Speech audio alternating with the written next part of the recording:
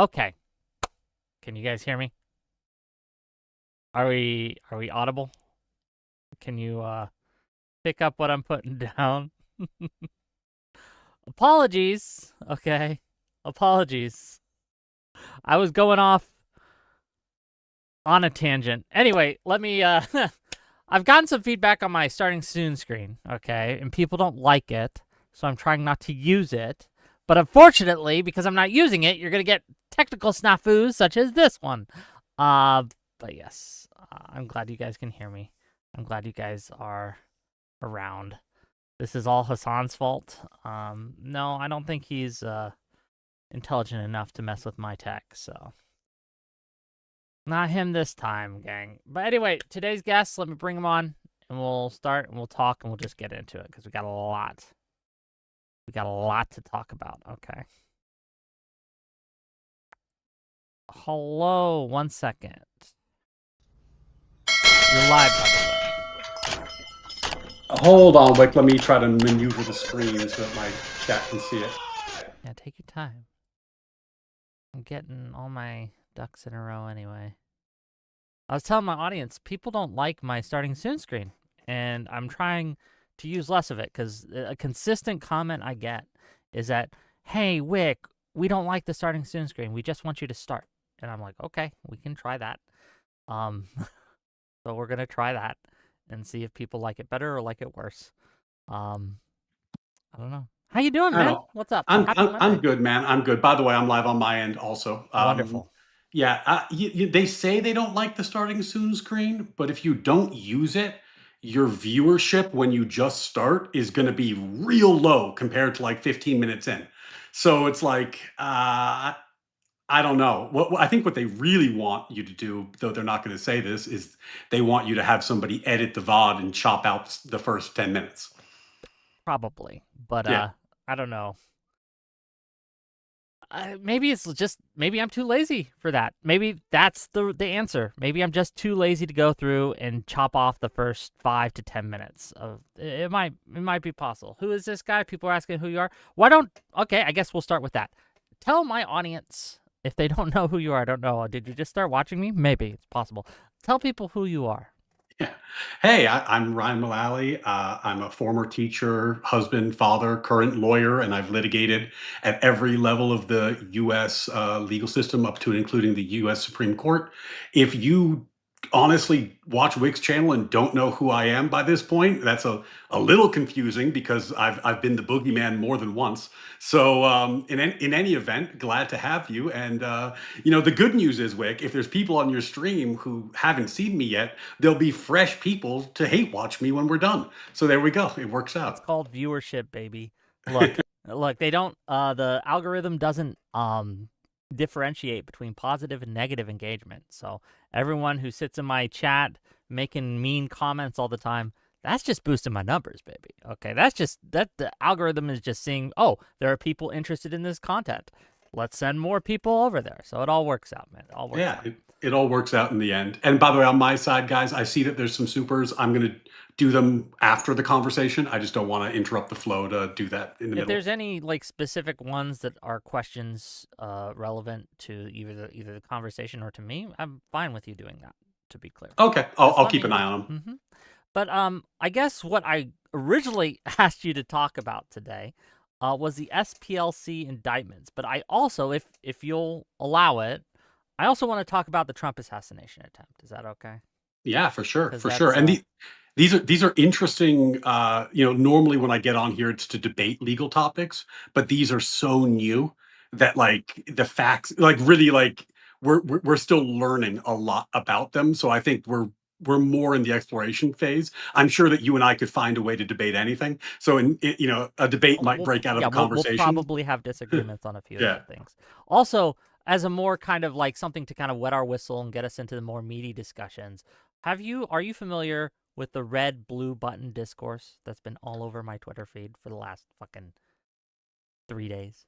I have not been following it. You said that in your in your little post. Okay, and I was this will be fun. I was like, what the hell is that? This will be fun. I'm now partially caught up. So And in the spirit of internet debate, having not followed it at all and gotten caught up on it in the last 5 minutes, I'll just issue the spiciest take I possibly can.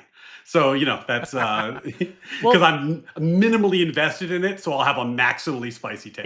it's a hypothetical thought experiment, basically, that was asked on Twitter. It's not the first time it's gone through, but it's the most recent, and a lot of people engaged with it, and I found it very interesting. So let me get the basic kind of thought here, and I'll just read it aloud so I don't mess it up. You'd think I'd have these things ready and raring to go, but I had a tweet. It's in my bookmarks.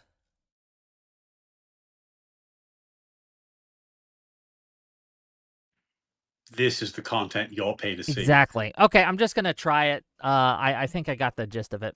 Okay, so basically, everyone in the world is given a private vote. So they're teleported to a room with a red button and a blue button. Okay. If you press the blue button, if over 50% of people press the blue button, everybody lives. If you press the red button, no matter what happens, you will live. But if the red button gets over 50% of the votes or the presses, everybody who pressed the blue button dies. So the question is, are you a red button pusher or are you a blue button pusher, Mr. Mullally? Yeah, and for those of you who haven't done the game theory 101 on this, the thing that makes a question like this supposedly interesting is that there is no outcome where you get killed if you push the red button, right? Whereas if you push the blue button, there's a very good probability that you'll die. And then if you want to get like a little bit more analytic, then you have to work in like, well, what's the downside of a mass extinction event where we lose like 30% of humanity all at once, right? And then you can get more complicated with your analysis there. So here's my hot take, which is, by the way, me not answering the question, but Of this is course. and then I'll answer it. Here's the hot take. This is a very frustratingly phrased kind of bullshit hypothetical because it's designed specifically to render impossible the exact thing that rationally self-interested people would do, which is make sure that you and your loved ones all push the red button so that you will all live. Right? Like the actually like individualistic, rationally self-interested person isn't like a psychopath who only cares about their self. The thing that they would do is make sure my kids push the red button, make sure my wife make sure that the people close to me that I love and hold dear do not die in any scenario, and then make sure I don't die in any scenario so that my kids aren't starving and homeless, right? Like that. So that's the actual red button, you know, philosophy. Yeah, but And as you said, you it's can't ruled do out. that in Yeah, this yeah, yeah. Well, hypo. it's designed to rule that out. So what you're left with is like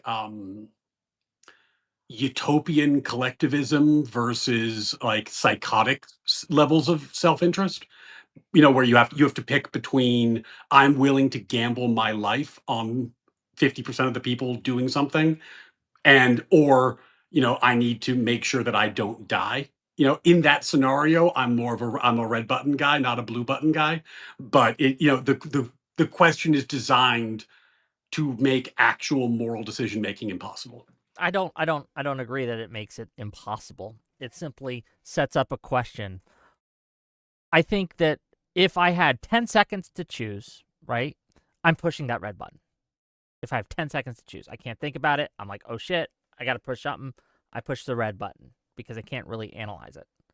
But if the longer I have to think about it, the more likely I am to push the blue button because I'll start to think, well, okay, everyone's taking this test. What is my nephew going to push? What is my mom going to push? What is my significant other going to push? What is my girlfriend going to push? I don't know, right? I suspect, at least for me, many people who I love and care about are going to push that blue button for a variety of reasons, right? I pushing the red button, while I might survive, does increase the risk for anyone who's pushed the blue button, right? It makes that percentage um, that they have to get to harder to get to. So I think that, again, the longer I think about it, the more likely I'm going to be able to push that blue button. And I think that when they do these tests, it's interesting. Mhm. Most people push the blue button. It's hard to actually make it official test, right? Because nothing's actually on the line, right? But Yeah, and part of that also, like if you're going to go down that level of analysis, starts turning on how well do you know your family and what are their values, right? And like what have you taught them? Because like one of the things that makes me dislike this line of questioning is that it implicitly bakes into the cake this sort of I'll do the philosophy bro thing, this kind of Kantian notion that the true moral behavior is disinterested altruism. So like if you weigh the lives of strangers more highly than your own, or at least equally, that's better because you have no skin in the game. It's better to do things for people that you don't know because you get no reward from it. And really, the actually rational way to make this decision were a real thing would be based off of the opposite of that. You know, who are you? Who are the people in your community? What do they believe? What are they likely to do? How are you gonna game this in a way that best preserves your ability to be in their lives and their ability to continue living?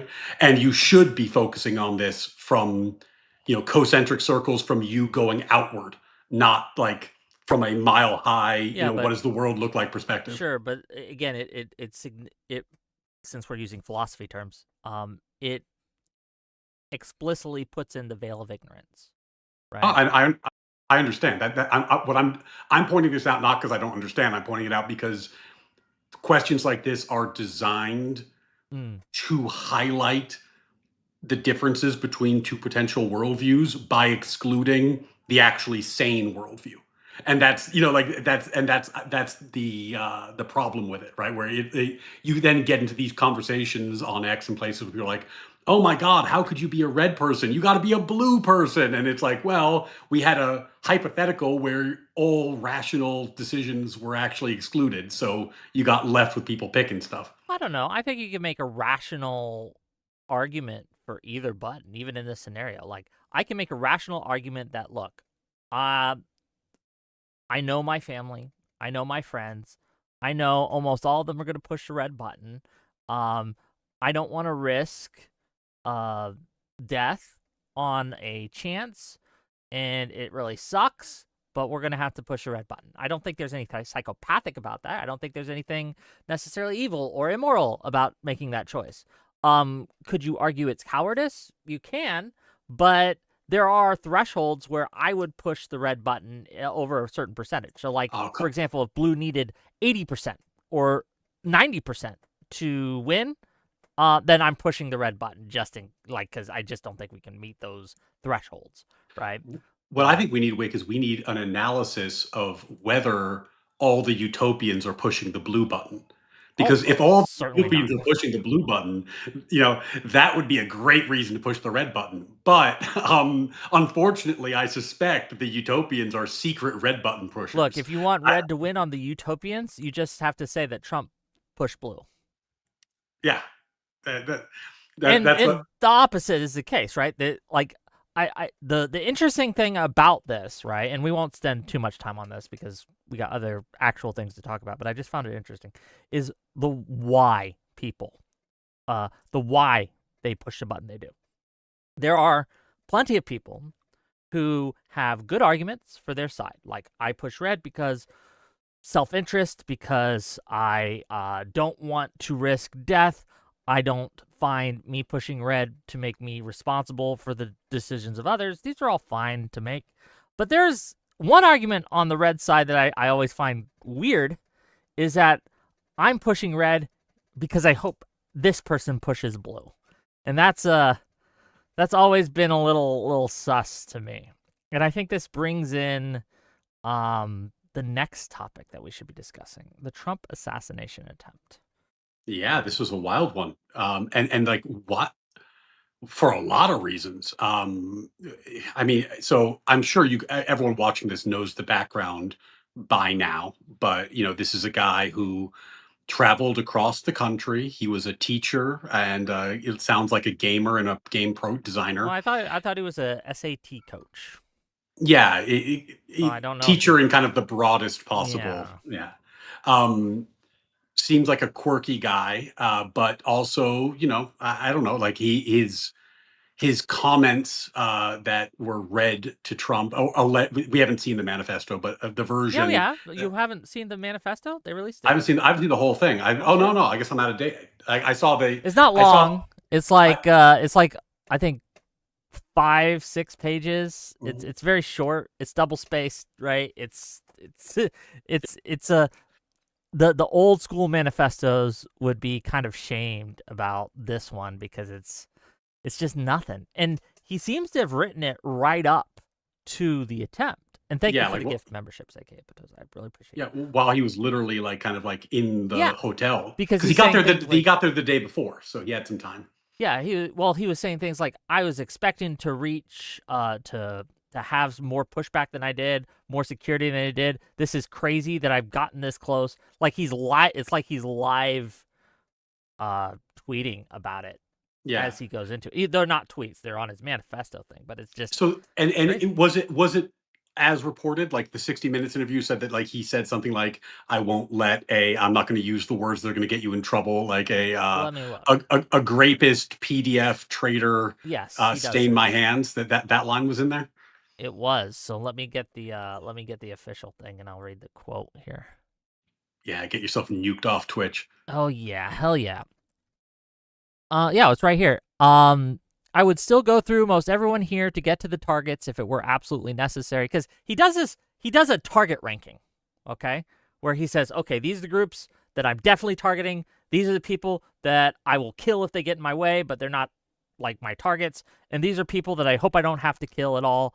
And he says he's using buckshot instead of solid slugs in order to minimize the casualties or the I guess people who get hit A where it risk didn't of hit them. bystanders. Yeah, like Yeah, which is a weird buckshot. That shit spreads everywhere. if he thinks he's going to get close enough to the president to use buckshot, he might not be very knowledgeable about firearms. But yeah, that's You another know topic. what? Look, dude got closer than I thought he would. Okay. So wasn't it the floor above? Like he ran through the checkpoint, but he Yeah, wasn't even on the same floor. yeah, Yeah. yeah. But I So don't like the fact that he. I he don't is know. It's just quick. weird. I can't He really is fault fast. the security because it stopped him, right? So I mean, Mhm. the security was good enough to stop the guy, but I don't know. Maybe I just thought that it would just you'd have more layers or more security. I'm not sure. Yeah, but he didn't actually get that close. What I mean? Like I think that Fair. like That's fair. That's a he fair was point. he was Yeah. on the floor above. He ran through a checkpoint. He got instantly tackled and restrained. Like, and actually, the remarkable thing about it is that he's alive. Like typically in scenarios like this, you Well, don't he shot have. someone too, didn't he? Like he shot one of the Secret Service guys. Yeah, which is why it's so remarkable that he's Exactly. That alive. he's alive. Yeah. Yeah, like I think that probably that's because he was kind of running through the checkpoint, and at least in the blurry video I've seen, he didn't have weapons out when he did that. It seemed like he like was making a dash for it and then drew later, but it's a blurry video. I could be Hard to wrong. say. Hard to say. I feel like if he had guns out while running through the checkpoint, it's hard to imagine them tackling instead of shooting him. But like who knows? Like it's I don't know. I don't know the security measures. All I yeah, know is I was shocked that he got as close as he did. But as you point out, it wasn't as close as perhaps some people are thinking. I do remember seeing the security footage, or not. Maybe it was the security footage. Whatever the footage was of them evacuating Vance, evacuating Trump, getting everyone out of the thing. Uh, it looks serious to me. Though in those videos you do see the people who are taking it seriously, and then you see people who are just like fucking like drinking still, sitting at the yeah. desk, like whatever, right? The, So the, the reactions are interesting, but yeah, Yeah, widely varied, widely varied. I mean, I think like the legal stuff here is very obvious, right? So just to say the super obvious part, they've got a manifesto. He charged security. He had guns on him. He may have yeah, shot he's alive. somebody. Like this is legally uninteresting, not because it's not factually interesting, but just like he's going to jail for a long time. There's almost no, the only way that this wouldn't be a slam dunk is if there was some kind of like wild mishap on the prosecution side, or like massive jury nullification, which would be hugely scandalous. Like this is a pretty obvious conviction. I Okay. agree. Yeah. Nothing to Jury really say there. nullification on this level would be absolutely worth a panel or three. Oh my Um, God. that would That be would be, I think that would be the point where we would have to have like really, really serious questions about like where we are politically and whether or not we can recover. Like jury nullification on that level would, that like we all make fun of like the people who are like Civil War doomsayers, but that's actually like sign like the horseman's knocking on the door. That's the sign of the apocalypse. So hopefully we don't have that kind of issue. I think the most interesting part for me though, in terms of like live issues for discussion, is that like the way that he describes Trump is almost exactly the way that I hear Trump described, not by like far, far left figures, but like by like, I mean, like a Brian Shapiro or like a random DGGer. I feel like, that kind of language would be like very, very common. Now he might be lunatic, like out there, mm, fringe left. I certainly don't know. But the language he used is something that I'm hearing a lot in terms of the level of division and partisanship in the country right now.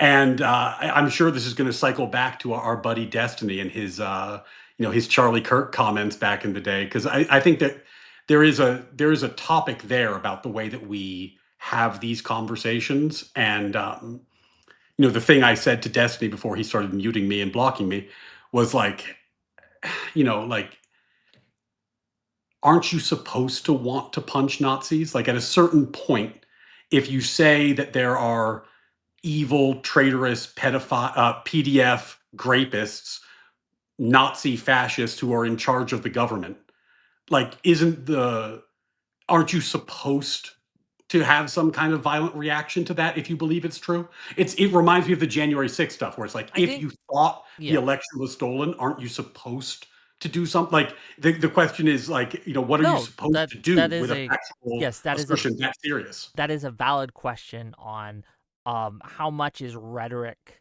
responsible for what seems to be happening in America today, right? Um and again, you have watched me, I'm sure,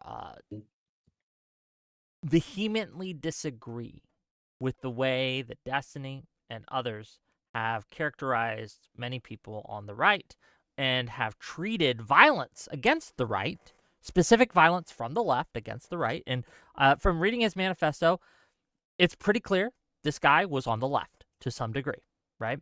Yeah, It's that seems pretty just obvious. Yeah. clear. Though one thing he said that was interesting that I don't know, I don't know how to parse it. In his target list, and I'm just gonna read this here. He targeted here. Let me get the. He said, while I'm discussing this, I'll go over my expected rules of engagement, probably in a terrible format, but I'm not military, so too bad. And he says, administration officials, not including Mr. Patel. They are targets prioritized from highest ranking to lowest. And why Mr. Patel? I'm racking my brain. Like, why did he pick out Mr. Patel and said, you're safe? Like, don't come to school today, Mr. Patel, right? The rest of them's going to get the gun, but you're safe. And I don't get it. Maybe I you can mean, help. there's the problem with trying to figure out why crazy people do things is that you quickly run up to the because they're crazy explanation. But like, like it could be anything. Like maybe maybe it was an identity politics thing. He likes the color of Cash's jib. It could Maybe it's be. because maybe he thinks Cash is the one guy trying to release the Epstein files in good faith. I have no idea why he thinks Cash is the guy. But It does make it could me be a think, million things. yeah, if I was going to write a manifesto and I wanted to like really hurt the people I'm going after, I would write stuff in. So even if I failed, right, there would Mhm. be issues. Like I would write things like And I want to thank JD Vance for helping me get this close and helping me plan. Just total lies, just total bullshit, just to like throw in some conspiracy brain shit. That's one thing I want to talk about real quick. And this is something that I'm very disappointed in many of my left cohort for running with. It's this confident conclusion that this was just fake. All of it was fake. It was a setup by the government, a false flag, a psyop, that they planned this, that this was a distraction, and this was all fake. And I at least to this point, have seen no actual evidence that that's the case. But they are affirming it, and they're running with it, and I think that makes us, one, look dishonest. It is a dishonest thing to say. Two, it's going to make it harder for people to take us seriously when we do condemn violence, like we all should. And like, thankfully, the politicians such as AOC and everyone else were all quick to condemn. I have no problems there. They did excellently. But yeah, how do we stop the conspiracy shit? Right? This is something I see growing on all sides, just like a cancer. Well, I mean, the thing is, it's like this is now like the fourth attempt on President Trump. Third. I Because thought it was three.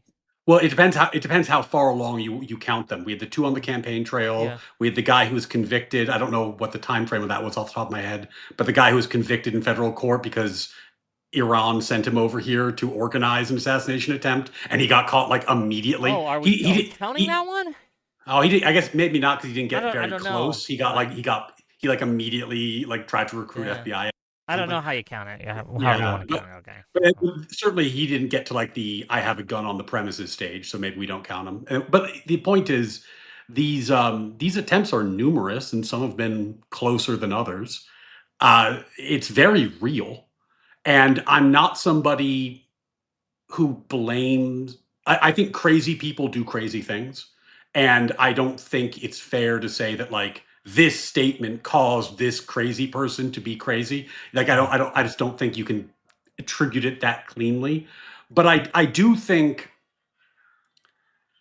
there has to be some sense that when you are criticizing your opponents in the way that we do, and we have big language and big rhetoric, that you're at least leaving some caveat or some wiggle room, or like I guess what I'm worried about is that we're reaching maximum rhetoric payload.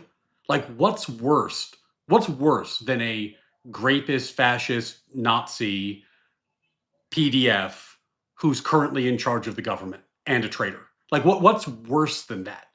Like I'm trying to think. Like I actually struggle to think of like what's a worse thing that you could call someone than that, and like or a more serious call to action. And that's not even like a wild statement anymore. Like I hear people say the equivalent of that like pretty much every day. So well, yeah, but like this has been ramping up for over a decade, right?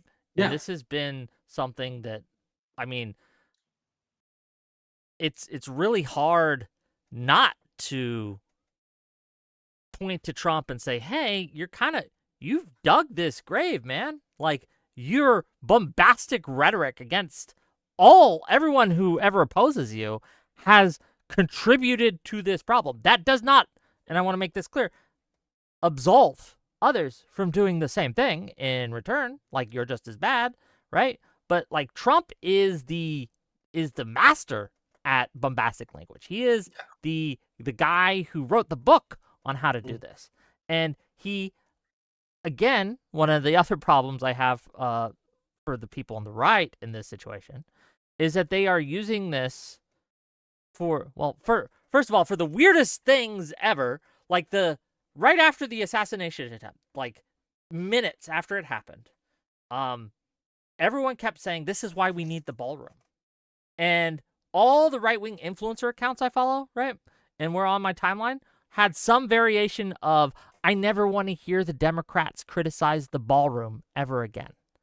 So is that what they're going to spend the political capital they gain from an assassination attempt? Is this where we are at? That they're going to want to build a ballroom because of that? Well, it's weirdly it's one of the few things that has a direct link where you could be like, well, why were they at a hotel, right? Like, why, Well, hold on. No, hold on, why hold were on, they hold holding this on, in hold public on, hold place? on, just real quick.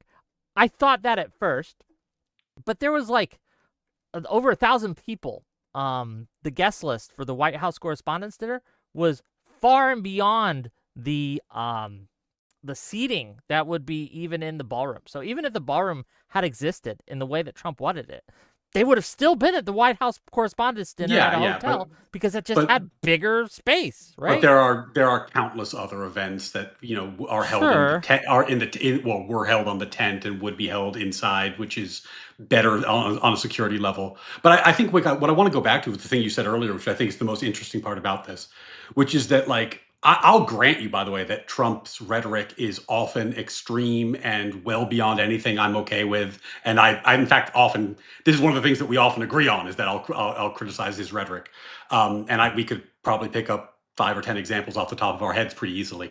But it didn't start with him either.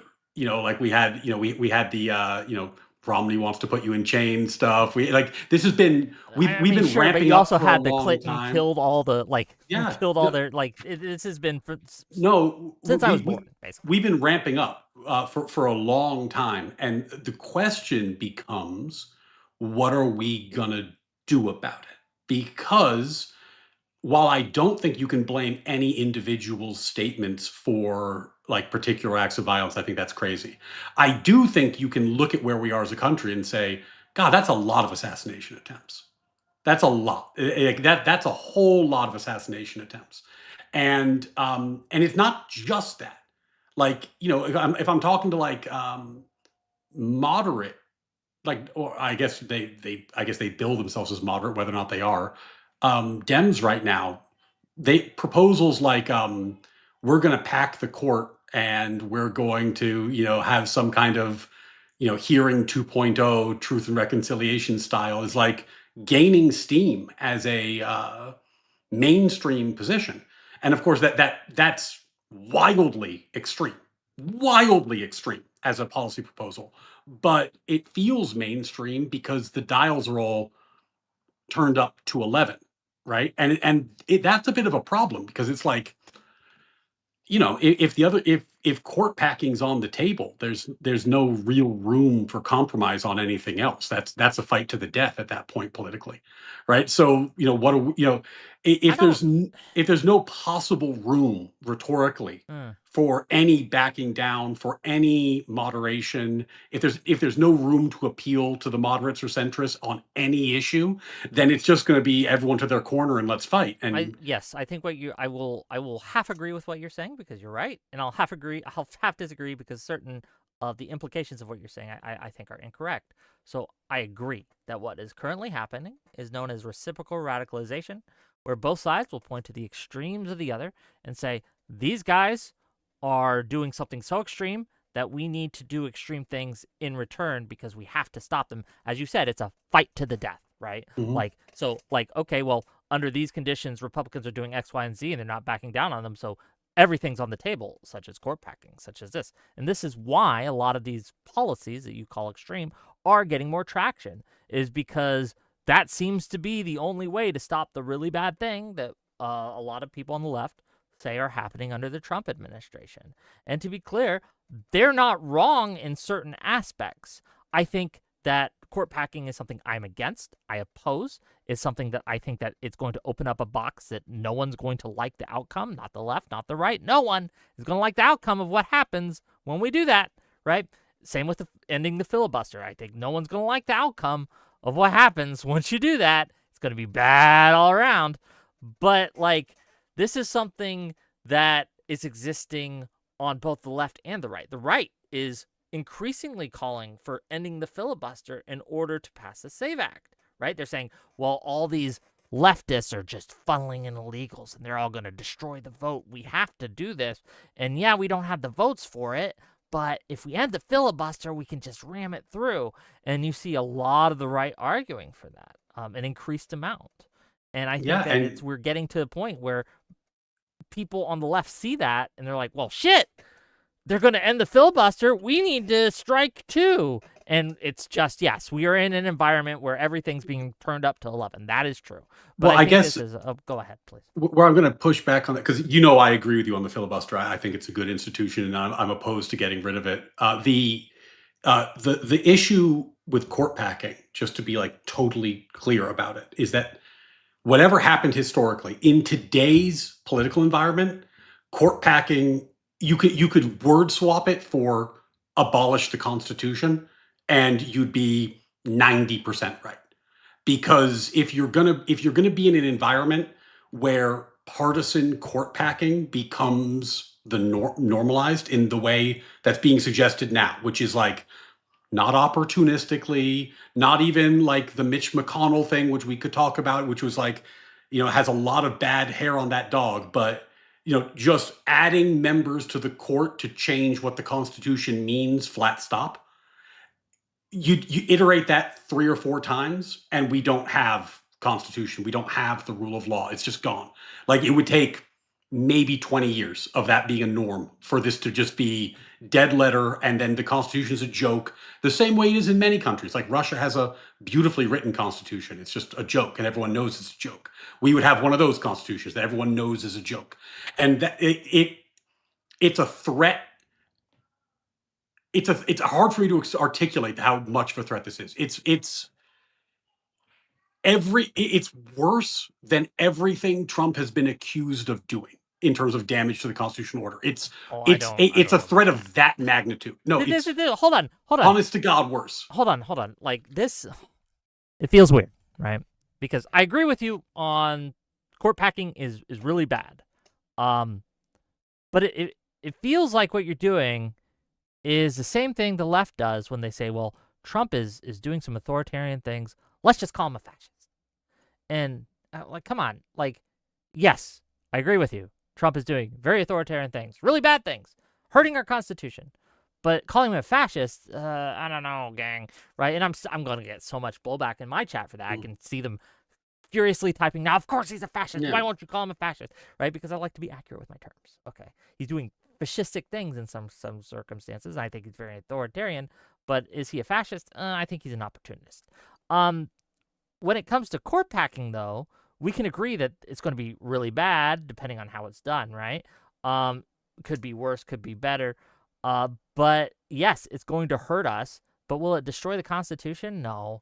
I think what will happen most likely is someone will do it.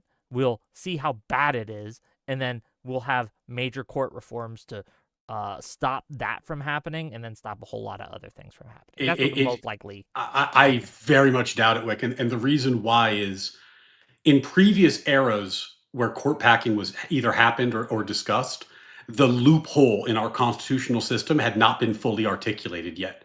And what I mean by that is amending the Constitution is incredibly difficult. It can be done, but it requires a supermajority in Congress. It requires a supermajority ratification by the states. It's politically next to impossible. It's so hard to do, though we've done it many times in our history, but it's incredibly difficult. And today it's, really, really hard. I can't think of an issue that would rise to that level.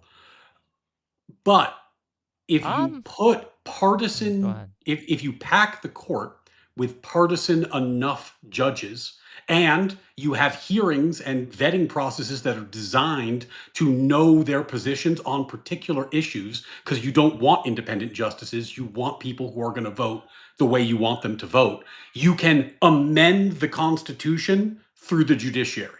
And that Pandora's box has been opened at this point, and that's real bad. Because if for example, if the Republicans, I'm just going to make a hypothetical, the Republicans suddenly take this threat very seriously. They take the Democrats who are saying, let's pack the court seriously. They're like, 100%, I believe them. They're going to do it. So what we're going to do, we're going to abolish the filibuster tomorrow. We're going to put 18 justices on the Supreme Court tomorrow. And we're going to pick people who are 100% A, loyalists, and B, people who will, for example, say, minimum wage law is unconstitutional because you have a right to freedom of contract. We're going to put people on there who are going to say that the FDA is unconstitutional because the federal government shouldn't be able to regulate anything unless it's truly interstate, and to the extent that you're buying drugs within your state, they have no power. We're going to put people on the court who are going to say, anything you can imagine. Child labor laws are like you can come up with whatever list you want, and that will be the Constitution because there's no method to stop it from happening. Yeah, but the counter argument to that is that Republicans are already trying to do that. They're already trying to do it through Project 2025. They're already trying to do it when they pack the court with under. But wait, if they wanted to do that, they could do it tomorrow. If enough Republicans wanted to do it, they could do it tomorrow. They could abolish the filibuster about all and do it Republicans. tomorrow. Or at least not I. Like, I know a lot of people will say all Republicans, but I would say that there's enough institutionalists within the Republican and the Democratic Party that I don't fear court packing, and I don't fear I filibusters from actually happening. I don't think. But I think the thrust of the hypothetical, Wick, is if the Republicans took the Democrats seriously, right? Right now, I agree with you. I think that there's enough institutionalists that court packing is going to be a challenge. There's enough people who are, who are going to oppose that sort of thing. But like when you have James Carville coming out and saying, I don't think Democrats should run on it. I think they should just secretly do it. That's actually the scenario. Like, because that's James Carville. He's been saying that for years. Okay. Okay, but like the problem is, Wick, we're not listening to him. In a world where that was taken seriously, it would be rational for the Republicans to abolish the filibuster and pack the court ahead of time while they still can, right? Like at a certain point, and we can talk. There's a lot of reasons why, but at a certain point, I'm trying to explain the gravity of the threat. I get it, it's but a if I huge may, issue. If I may, like this goes kind of in a very weird way. This goes to the crux of the issue with the assassin and him using rhetoric that you find much worse than it is because it's dialed up to 11, right? Like this idea that these actions, if we believed Democrats were going to do these actions would be rational to do because that extent is so extreme.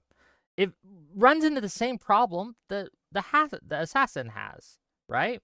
Is, while let's even grant him that he's correct on all the issues, right? I don't think that he's a fascist or whatever. I just think he's an opportunist. I do kind of think he's a traitor, but that's another conversation. I don't know if he's a pedophile. I mean, he is kind of a rapist. He's not a convicted rapist, but he's been adjudicated in a civil court and found civilly liable for forcible penetration of a woman who did not want that. Sounds like rape to me.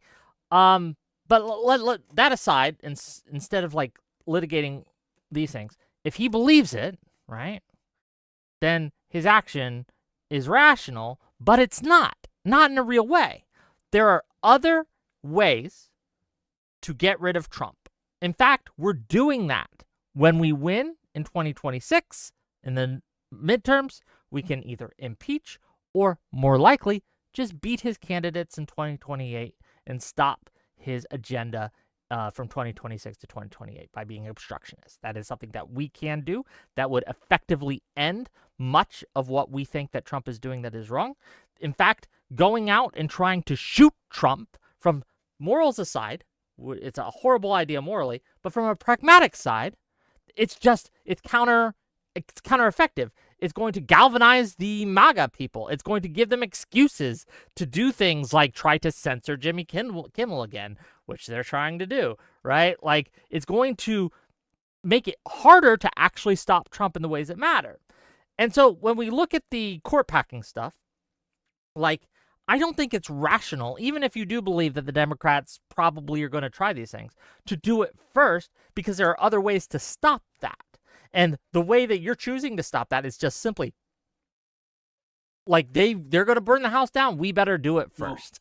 Right? That's what it sounds like to me. The problem, Wick, is that pragmatics is not a real limiting principle, because pragmatics is simply, a calculation about what you think is useful and efficient and likely, right? So, like the pragmatics change based on your assessment of the threat. So if somebody thinks that, there is no hope of defeating Trump, their pragmatics are going to be different than yours. If somebody's like, if somebody thinks that the left really will pack the court and then it's going to take 30, 40 years for the right to regain power because of all the stuff they're going to do with that power, the pragmatics change. And what I'm sensing is a real lack of actual limiting principles. And I'm this is not something that I would say is uniquely one side, but the people who are articulating the limiting principles are not getting a lot of traction right now. Not on Twitter, at least. Well, Justice Thomas gave a really remarkably good speech that people lampooned about what the proper limiting principles on the right actually are. And I would argue they're the proper limiting principles for Americans, but I think that pitch is going to fall on deaf ears, so I'm not even sure I can make it at this point, because I debated that exact prompt with Pisco once, and he told me those limiting principles were presuppositional nonsense. So I'm not wildly enthused about the prospects of that being a universal message, but I do think that there are. Hold on, limiting... can I just ask you then, just for my curiosity, under the hypothetical that Republicans actually believe that Democrats are going to pack the courts and do all these things, what is your limiting principle for that? You think it would be rational for the Republicans to do that in return, right? Could say that doesn't work. What other actions are now moral and justified and rational for Republicans? Like in a hypothetical where you knew for certain, and so we're going to like do like the Oracle thing, like, Sure, okay. precog, that the Democrats were going to pack the court, you would have to do it in advance. Okay, but because say you tried and didn't work. What is now? What's on the table? Is what I'm asking. What can you do? I'm not sure I understand the question. Like, Sure. Say you try. You okay. You have a crystal ball. A genie comes. You receive a message from God in your dreams, right? Something that you know for sure, 100%. Democrats, when they win, and they're going to win, are going to pack the courts and are going to abolish the filibuster, right? You say, okay, I know this is true, so I'm going to try to pack the courts first. I'm going to try to abolish the filibuster first. But that doesn't work because no one believes you for whatever reason. Okay, so what is a rational next step for this Republican? I think that comes close to actual separation,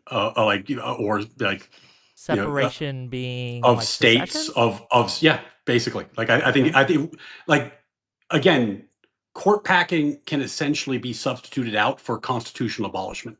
So if you're going to live in a post-constitutional world, you'd at least want it to be your side's post-constitutional world.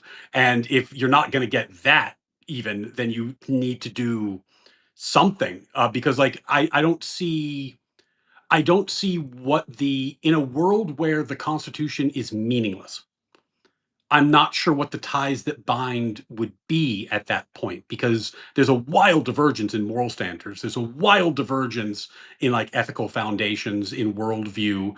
One of the few things that does bind at this point is, constitutionalism and the rule of law. But if you throw that out, what are we talking? Like, if we don't agree, and that they don't, and you can take my word for it, we can talk about it. If the left and right don't agree that America is a propositional nation and don't agree about what the proposition is, so they don't agree about what the nature of the country is. I agree, and they don't agree about what the laws are. Yeah, I disagree that the left doesn't think that America is a propositional language nation. I could probably agree with you that the right and left, the propositionals on the right and left, probably disagree as to what that proposition is. But I think that, look, I'm going to be a little white-pilled here. I think that there's less disagreement than you would think. No, I think the left has been. Well, what do you mean by the left? For 100 years. I'm talking about like the arc of history, not the modern left. I'm talking about the arc of history since 1900, Woodrow Wilson. The left has consciously and conspicuously moved in an attempt to progress beyond the values of the Declaration of Independence, while the right views those values as final and goals to be moved towards by and large. There are exceptions. There's post-liberal right and some people that, there's the kind of fringe outliers. I'm generalizing at this point.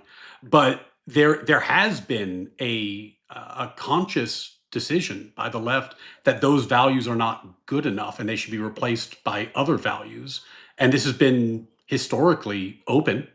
And I think we're at a moment now where the classic American values expressed in the Declaration of Independence are in real tension with the progressive status quo, and it's oil and water. They're not mixing very well.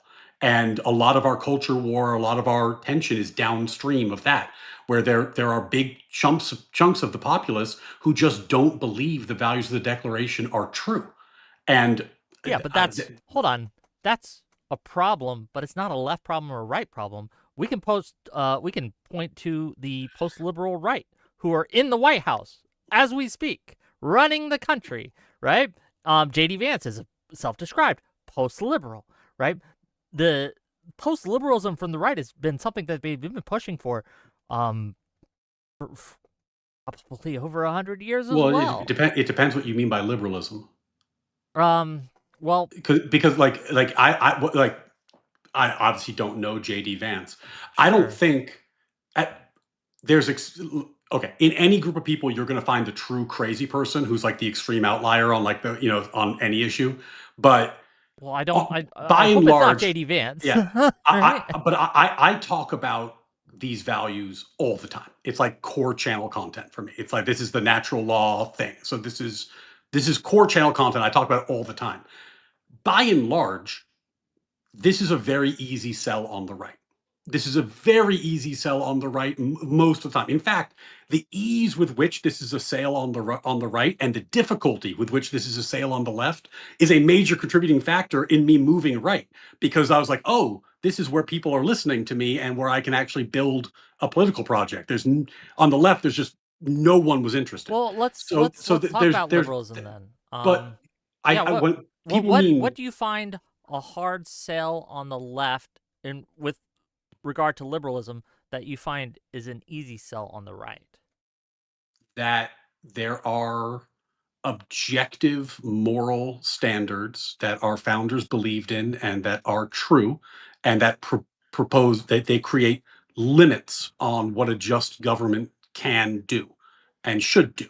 I think that's depending on how you pitch that's a very easy sell to the left. They're looking to limit executive power right now, in fact. Well, no, I was told that it was suppositional nonsense. And by the way, that's not like a weird position for people on the left to take, because Woodrow Wilson referred to those values as nonsense.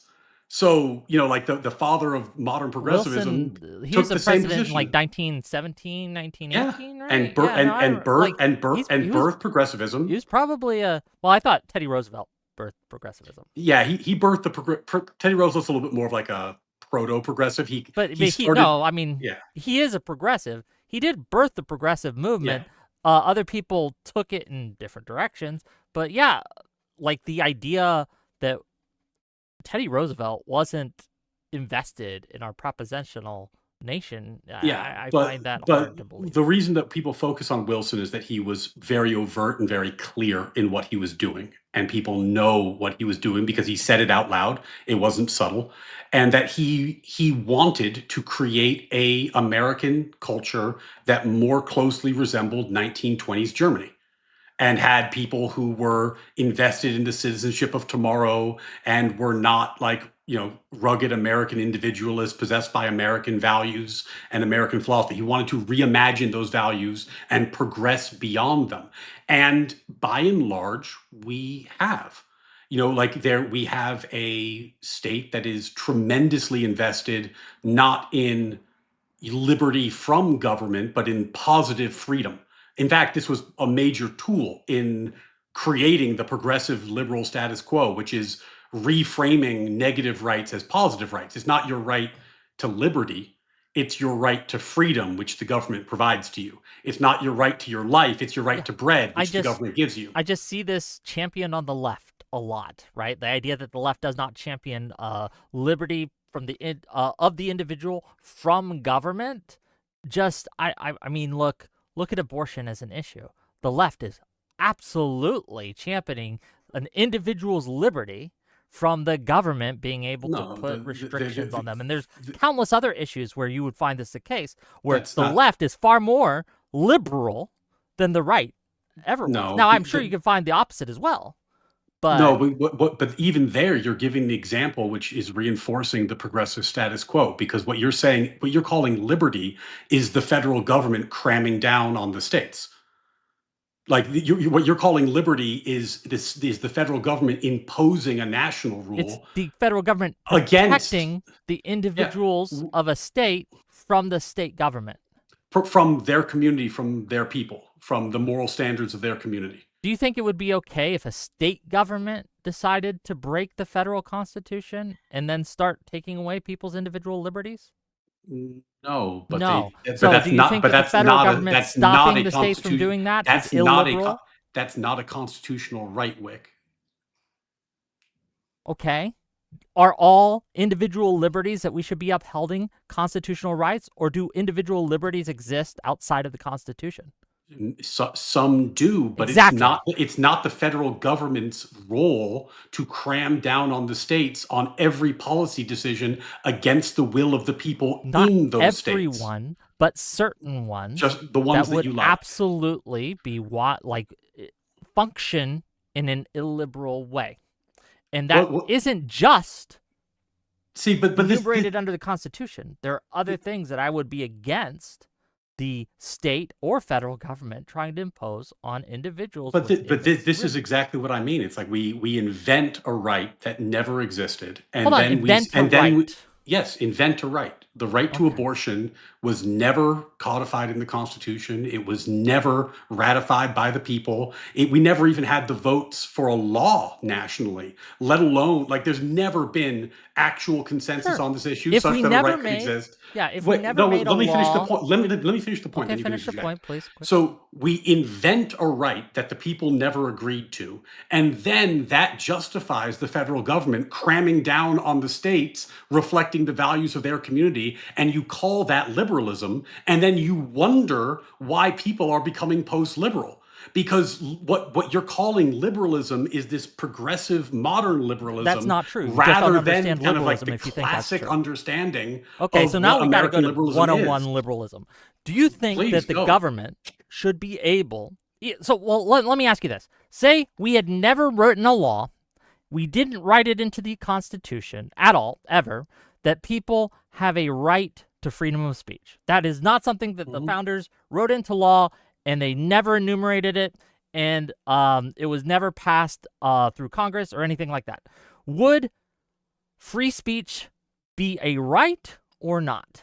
Yes, because free speech is a natural right. Boom, baby. Yes, Abortion exactly. is not- So we abortion can is not a imagine that natural your right. argument that we never passed it through Congress does not make it so that the right I am enumerating is not an actual right of a person. What do you mean by this is actual what right, Wick? liberalism What do you is, mean by by the way. actual Just right? let me What do finish you- now. no, This no, right. go. I mean, Like, go ahead. This I'm asking the idea same of question. liberalism extends beyond a constitution, extends beyond a system of laws, even though it relates to that, right? So we have to understand liberalism through the lens of these things exist, and sometimes the government recognizes they exist, and other times, right? Liberals in the past, they went to war with monarchies. They won. They went to a total war with fascists. They won. They went to economic war with commies, and they won, right? Liberalism isn't a passive thing, and it doesn't, like, it relates to government, but it's beyond that as well.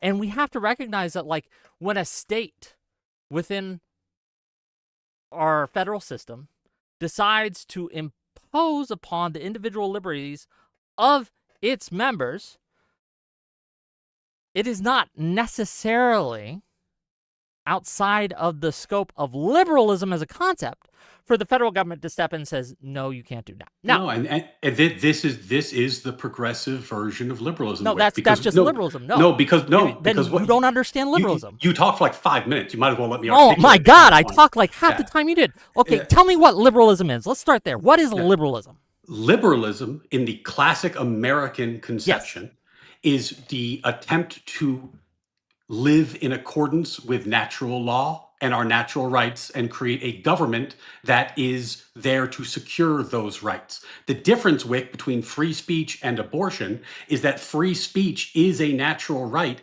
and abortion is an issue that nobody has ever agreed on in human history. The idea that it would have the status of a Do you think natural people right agree on free is speech? a bit absurd because there has never been any consensus on that point. On the other hand, freedom of speech, freedom of association, freedom of conscience are core natural rights that everyone's always understood. And what the progressive status quo is twisting the conception of natural law, natural rights, such that it then justifies a government more to people's choosing, where they say, oh, well, you know what? I really like abortion rights. So that justifies a federal government that crams down on the states.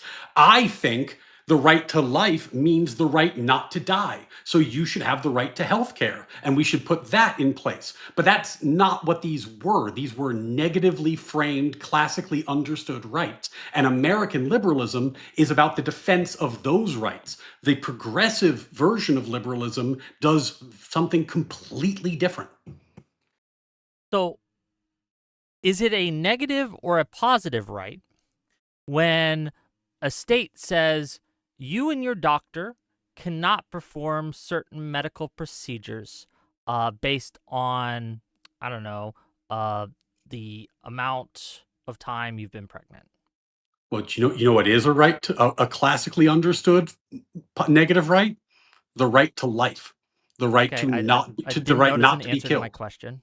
I'll It repeat it does if you answer need. your question, and Is you it a know it positive does. or negative right for the states, right? For people to be free from the state interfering with Mhm. their medical procedures? It is a negative right, Wick. Yes. Yes. Okay, Yes. and the And liberalism protects and the right not to be killed negative without due rights. process is also a negative right. Yes. And abortion is not a freestanding natural right because it requires balancing Okay. two Liberal, things in a like, way that no one has okay. literally ever agreed on. Your You're definition, including infringing natural it rights, does not infringes fit the one definition natural of right. liberalism in the It classic it sense, absolutely does. right? It does not. It's literally the values our country was founded on. Is the American liberalism our government was instituted to protect. That's what it was Okay. for. That's the stated Liberalism purpose of the government. protects, right? The idea of liberalism is that the government should be limited and it should protect the negative rights of the people from interference from the government within a threshold, right? There are obviously liberals, for example, taxation. A lot of people will say, well, taxation is theft, taxation is things. But even Locke, one of the founding members of liberalism, was okay with taxation, okay? He understood that under certain conditions, the government needs funds. It needs to protect us. It needs to build roads. It needs to do all these things. And so, yes, Locke understood that taxes were part of that system. Like, we can argue whether or not the government should be limiting the rights of abortion or not. But people who say that the states shouldn't get to decide whether or not a pregnant woman has an abortion or not, those people are still liberals. They can come at that from a liberal perspective and say, look, the right to medical procedures is a negative right, right? Or from the government not to interfere with your medical procedures is a negative right. Liberalism protects negative rights. We need to enshrine this. Now, you can disagree because liberals can disagree on these things, right? But you can disagree from a liberal perspective as well. No, what you're describing is the progressive, modern, liberal Okay, yeah. perspective. I agree with that. Really It's not classically liberal, Wick, that's because not true. it's not classically liberal because in their wisdom, our founders designed a system of government in which it was specifically designed so that contentious moral questions like the one you're posed. And by the way, I noticed that you did not go back and attempt to refute what I said earlier, which is that abortion obviously balances competing natural rights, which is what makes it such a hard question. It's not clear what the natural right Hold outcome on, would be I there. did address that when I said liberals can Okay. disagree on this from a liberal perspective. Okay. That was my addressing. So then, in their wisdom, our founders created a system of government where people would be able to make those decisions in their communities at a more local level, cramming down on those people so that, the people who have 51% in the country today and maybe have a majority in Washington as a result get to tell local communities how to live on a contentious issue that no one's agreed upon in all of human history is not American liberalism. But they do this for other contentious issues that no one has disagreed with. It's reversing the entire process of what American liberalism ought to be. But this, again, you're making assumptions that are just not true. The idea of free speech is a contentious issue that no one's agreed with throughout all of history, right? That there has been government after government after government, group after group after group. Our founders expressly agreed on that one. That was a clear natural right. And they there's had no disagreements on that right. almost immediately after it was written into law, and we have case after case after case where they're trying to decide what this means. Not about the fact that the right exists. They don't disagree about the fact that the right exists. They all agree on that. And by the way, Wick, like natural right, like the right to liberty in life, liberty and pursuit of happiness, freedom of conscience, freedom of religion, freedom of speech is like the classic examples. It's the down the middle example of that principle applied. That's entirely different than a more complex, nuanced, disagreed about topic like abortion. And conflating the two is wild. It's not wild because liberal principles still apply today. Not at all the same and this thing. idea that liberalism only applies to the words of the founding fathers in a specific country, in a specific time, that we're facing specific issues, ignores what liberalism is. It misunderstands the concepts at play, which do not just translate to America specifically, but can be translated and can be applied to people all over the globe and should be. Pax Americana, baby. Okay, we love it. We'll agree on that. We love it. But to the larger point I'm making here, right, is that post-liberals on the right, they are trying to destroy liberalism, and they are in control of at least the vice presidency. These are a much bigger, more poignant threat than people on the left right now. And I don't disagree with you that court packing and ending the filibuster are a threat. They are. I'm just trying to put these things in perspective. Well, my point, Wick, is that at least in my experience, when people say that they are post-liberal, some of them legitimately are, and I will have predictable disagreements with them. But a lot of the time, when I talk to them, what they're post is post current liberalism. They're post what I would call the progressive liberal status quo. Because, like, look, you had a guy on the other night. I forgot his name. That dude you had on with Destiny. Oh, Sid. He's a Canadian. Sid, whatever his name is. But like, yeah, it showed. But like he was talking about, for example, freedom, and he phrased it in terms of, well, do you really have freedom if you're not able to do what you want? Do you really have freedom if the government hasn't given you the things necessary to effectuate your ability to make the choices you want to make? This is the classic reframing of a negative right into a positive right. And when you reframe things from a negative right to a positive right, what you do is you change it from a limitation on government power to an expansion of federal power and an expansion of federal mandate. And the source of the right changes from being God-given to being from the government. And this is to defend Sid. Like Sid is Sid. I don't think Sid's a liberal. I think he's a socialist. I think he says he's a socialist. I think that he's going to say things that we disagree with. I think that the progressive liberalism, whatever you want to call it, the modern version of liberalism, is increasingly aligning itself with socialism and increasingly disaligning itself from classic liberalism and like my kind of values. And you see this all the time. They're very willing, to, I don't know, Stan Mandami, Akana Boy, whoever you want to point out. There's a million examples of increasing attempts to create a more and more socialist or socialist adjacent system, democratic socialist, whatever language game you want to call it. You are correct that those people exist. My issue is you calling it the left in such a broad brush that it's painting a lot of people like I would say, the standard Democrat in a very improper light. Like I think most Americans are liberal, right? Most Americans are liberal to some degree or another, right? They may not be able to articulate what they are or understand the concepts that they're trying to defend, but they generally support liberalism as they understand it, right? As it's kind of exists in America. What is happening is you have extremist groups on both sides of the aisle that are working together to destroy liberalism. And it's bad when the left does it. It's bad when the right does it. But the difference, I think, that we're failing to contend with here is that on the right, it's the people who are actually in positions of power in government, like J.D. Vance, Stephen Miller, No, the various wait. people around them. The center of the left, like the average, maybe not you, but like the average Democrat that I talk to right now, lacks a foundation at all in the limiting principles that I'm talking about.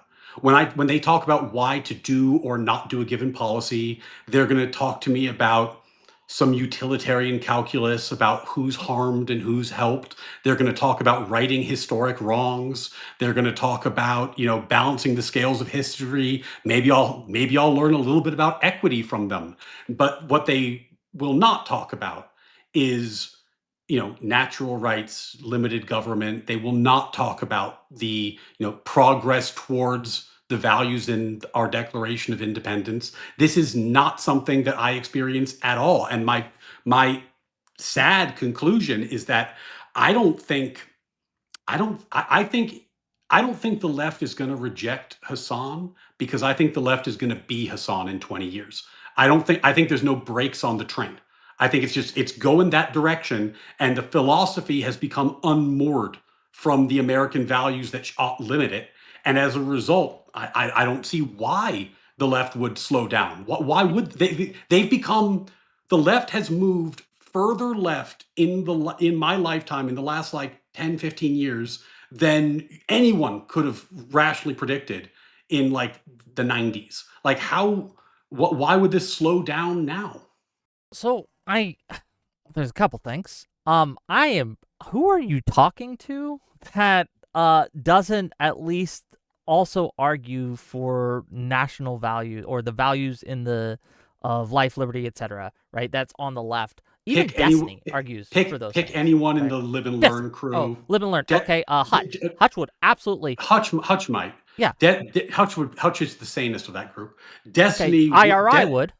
Destiny has taken, as I recall, he's expressly a moral anti-realist, which is contrary to that value system. So I've heard him argue. Like, I don't know. Look, if you want to like interrogate Destiny specifically, there's a lot of things that he says that I do disagree with.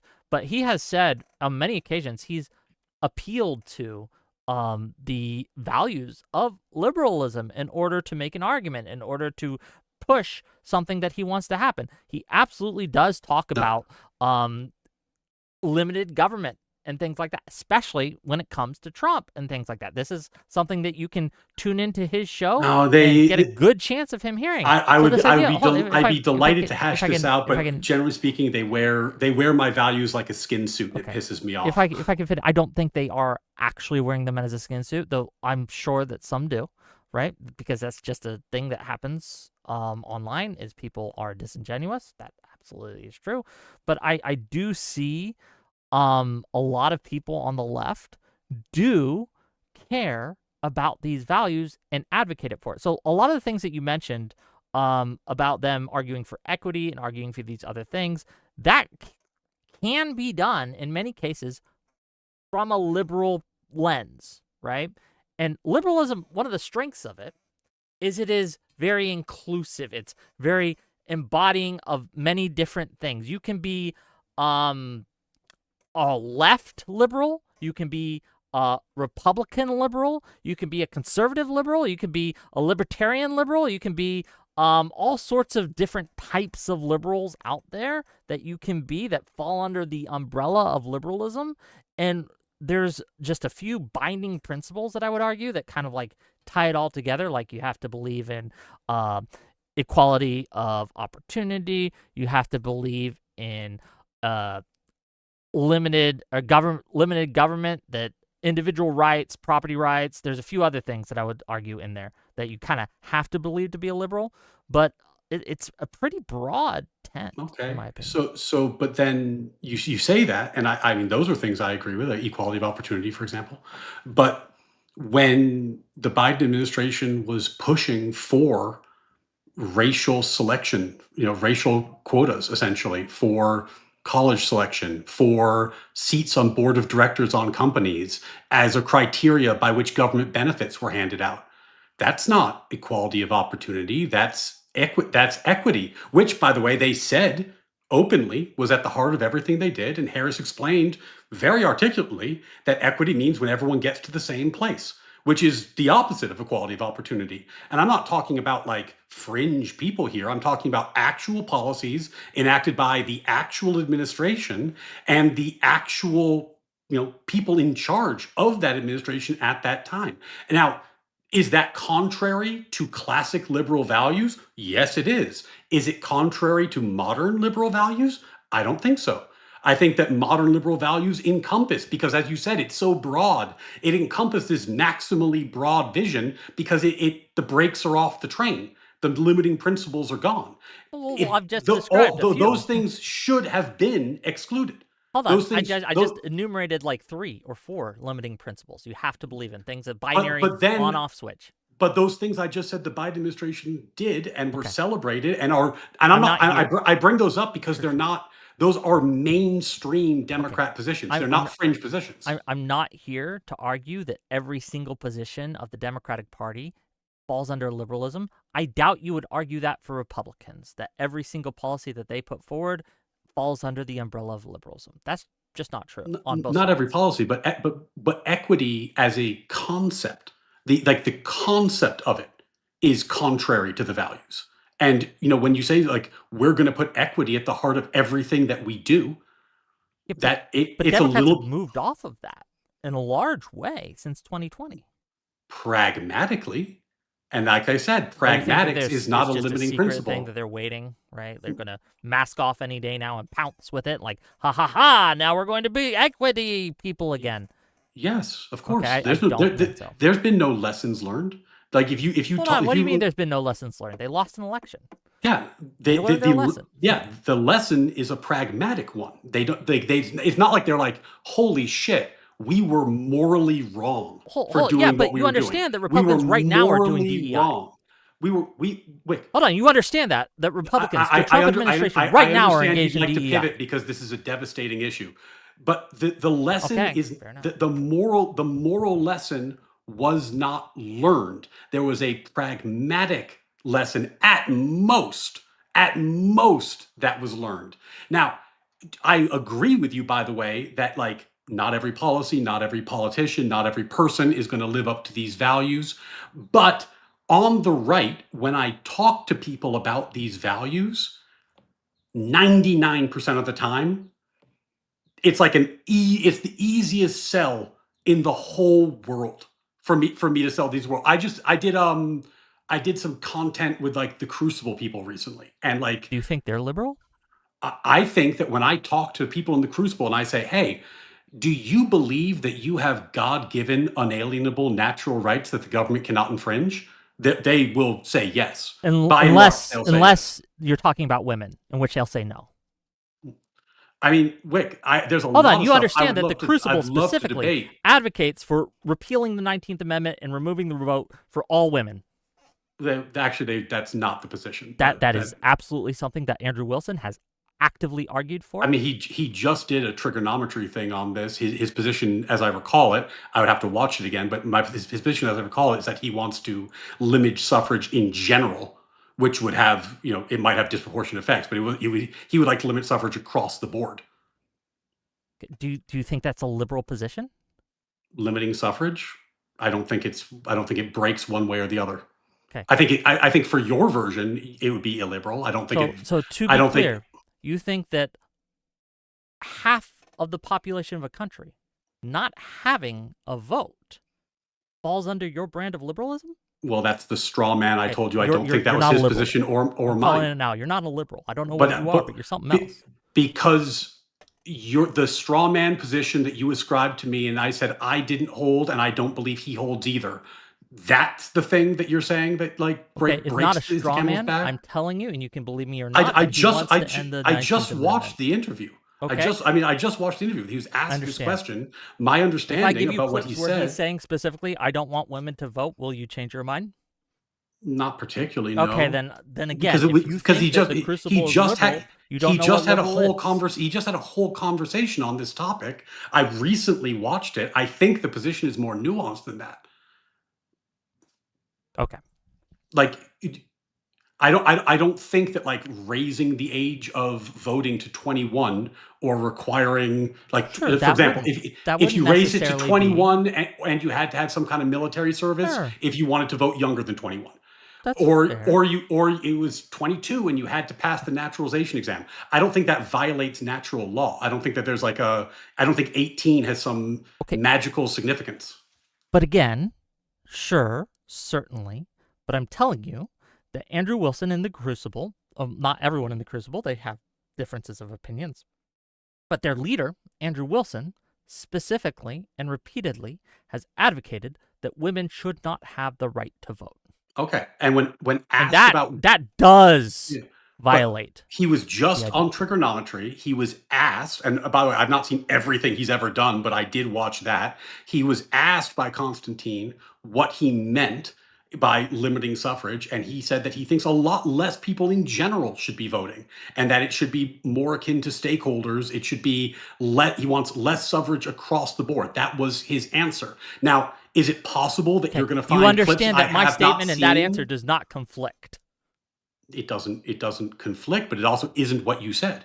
Okay, because I'm not just going by a There's an single infinite interview. number of I things have that don't. debated him, talked to him Okay. several times. I have seen his show several times. I've seen him debate Erudite. I've seen him debate other people. So I'm telling you, he might not have said it there, but it's interesting that his answer on trigonometry does not negate my statement, which is he doesn't want women to have the Well, right to yeah, vote, I which is would not. anti-liberal. I would not. By the way, it might because I think the question he asked was, "Would I think?" And I don't want to put words in this because I don't recall exactly. I think he was actually asked whether women should be able to vote, and his response was about limiting suffrage in general. So it actually might. But like, wait, I have not seen every quote that or content that Okay. he's put out. Let's I can only base my opinions on the in things the I've actually hypothetical seen. world where this is his position, Mhm. would you say that it makes him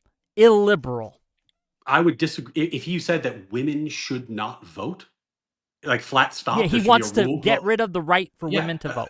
I would disagree with that. I think that is contrary to natural law. Yes, so But it would be illiberal yes, specifically. I would agree. I would agree with you on that. I don't think that's his position, by the way. But if it was, I would bite that bullet. The point, though, Wick, is that when I talk, like, there's a vast difference between disagreeing with somebody about what natural law means and disagreeing with somebody that natural law exists or ought be the standard against which our government is measured. My problem when I compare the left and the right isn't that I agree with everybody on the right. I disagree with huge swaths of them. And the whole point of my channel is to try to come up with a reasonable right going forward. So there's massive disagreements. I had a guy on, JT, who we had a great conversation about Iran. I disagree with him about everything about post-liberalism. And that's like those are conversations worth having. The problem I see on the left is that when I talk to people, perhaps yourself excluded, most of them disagree with me about the concept. They disagree that that's even the measuring stick, right? They view it as they view American philosophy as just kind of like legalism. It's like, well, whatever democracy wants, whatever the Constitution allows, that's what America is. And I don't think that's a sustainable vision. I think that won't work. I think that gets you Hassan real quick. So I don't know what to do with that because that's what I run into again and again and again. And by the way, if that changes, if the left comes back and starts like being very pro the values of the Declaration, very pro objective moral standards, very pro living up and moving towards this rather than trying to progress beyond it, that would radically change my opinion of them. But that's just not anything I've seen for a long time. Give me 1 second. By the way, I have a relatively hard stop because I double booked my evening. So I No, just, it's fine. I thought you were going to. I know. Well, what are you guys talking about tonight? You and Counterpoints. I'm just really curious. Before Well, we so get to the we, Southern property well, laws. we're going on the marketplace of ideas. So that's going to be whatever that gang wants to do. But I think it's going to be part 4 of the conversation I've been having with Connor, which is the people on the right version of the conversation you and I are having right now, Gotcha. which is Connor trying to get at my philosophy and me pointing out that Connor is essentially a progressive conservative because he has Progressive conservative. yeah. Okay. So but this is going to be Connor and I did like gotcha. a bunch of hours on this. This will be like look. part 4. I'll just say this: like, Andrew Wilson doesn't believe in the Constitution. By the way, right? Like, I can't. I'm struggling to think at any level which I would consider him a liberal, and I'm coming up blank. There might be some out there, but like consistently, he hits those illiberal, wants to have kind of like this Christian nationalist, right, worldview. Mm-hmm. He thinks that we can that the Constitution is just a piece of paper. It's not worth the ink it's written on, basically. He said these things to me, right? And I don't, if that can fit under your liberal umbrella, we just have very different ideas of where that liberal umbrella Well, lies. the problem with a lot of the ideas on the right this goes all the way back to the first conversation we had about court packing, right? Yeah. Is that in a world where these values are gone, and some people think they're just gone, they're never coming back. In fact, a lot of the times when I debate these values, that's what I'm told. Like, these are archaic and the ship has sailed, they're dead, dead letter. If these values are gone, all you're left with is a legalistic framework. And then the question becomes, what can I get away with in order to get what I want? And there's a lot of constitutional loopholes. Court packing is one of them. Like, you don't like free speech, pack the court sufficiently, there won't be any. You don't like the Second Amendment, pack the court sufficiently, there won't be one.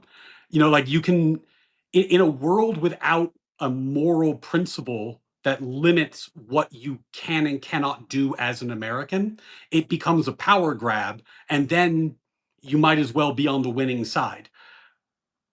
I think, though, that there is fertile ground on the right, in my experience, for the pitch for these values, in part because these are religiously derived values.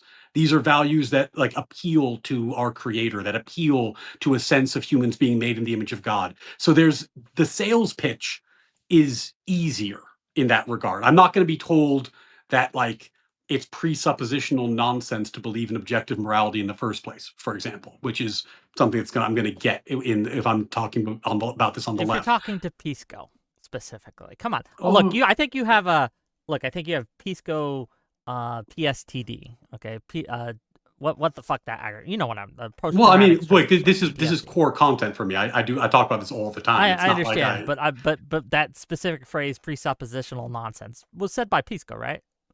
Oh yeah, because So I debated him on whether the left I understand. has abandoned this I get moral it. You've debated him proposition, a few times, and he took the position that I'm just saying that you shouldn't rely on Pisco to be the spokesperson for liberalism on the left, right? It's just he's not. He's his own individual. Sometimes I agree with him, sometimes I don't. Sure. Right? But like I think that you're painting too broad a brush here. But let's Well, did you hear Justice Thomas's speech? I did not. Okay, if I'm going to plug something on your channel today, this is the thing I'm going to choose to plug. There's a video on my channel where I do react content to that speech. It is one of the great American speeches in the last 20 years. Like, it's a remarkable speech, and I encourage everybody to listen to it. Not what people said about it, not how they characterized it, but what he actually said. Go listen to what he actually said, and he lays out the history on this very clearly, and the history of how this vision of moving beyond the values in the Declaration came to be, and came to be popular. And I don't, I think that I would be delighted if it was a minority position in the Democratic coalition, but I don't think it is. I can't speak to what Thomas said, so I haven't seen it, unfortunately, so I can't say good, bad, I agree with it, Yeah. I don't agree with it. Go watch the video, gang, and tell me to fuck Yeah. myself if you think I'm wrong. That's always fun. I'm sure they'll do that anyway. But Yeah. because I want to get to the SPLC stuff, and I know you have a limited time, but I'll just say this as kind of like the last word here is that I think that there is a revival on the left of liberalism. That might be selection bias because a lot of liberals are coming to me. We have a great show on Thursday about Lockheed liberalism. So check that out. We got a guy who's kind of like the spokesperson for Lockheed liberalism coming on to explain what that is. As I understand it, it's just self-defense contractors who happen to be liberal, but I don't know. Yeah.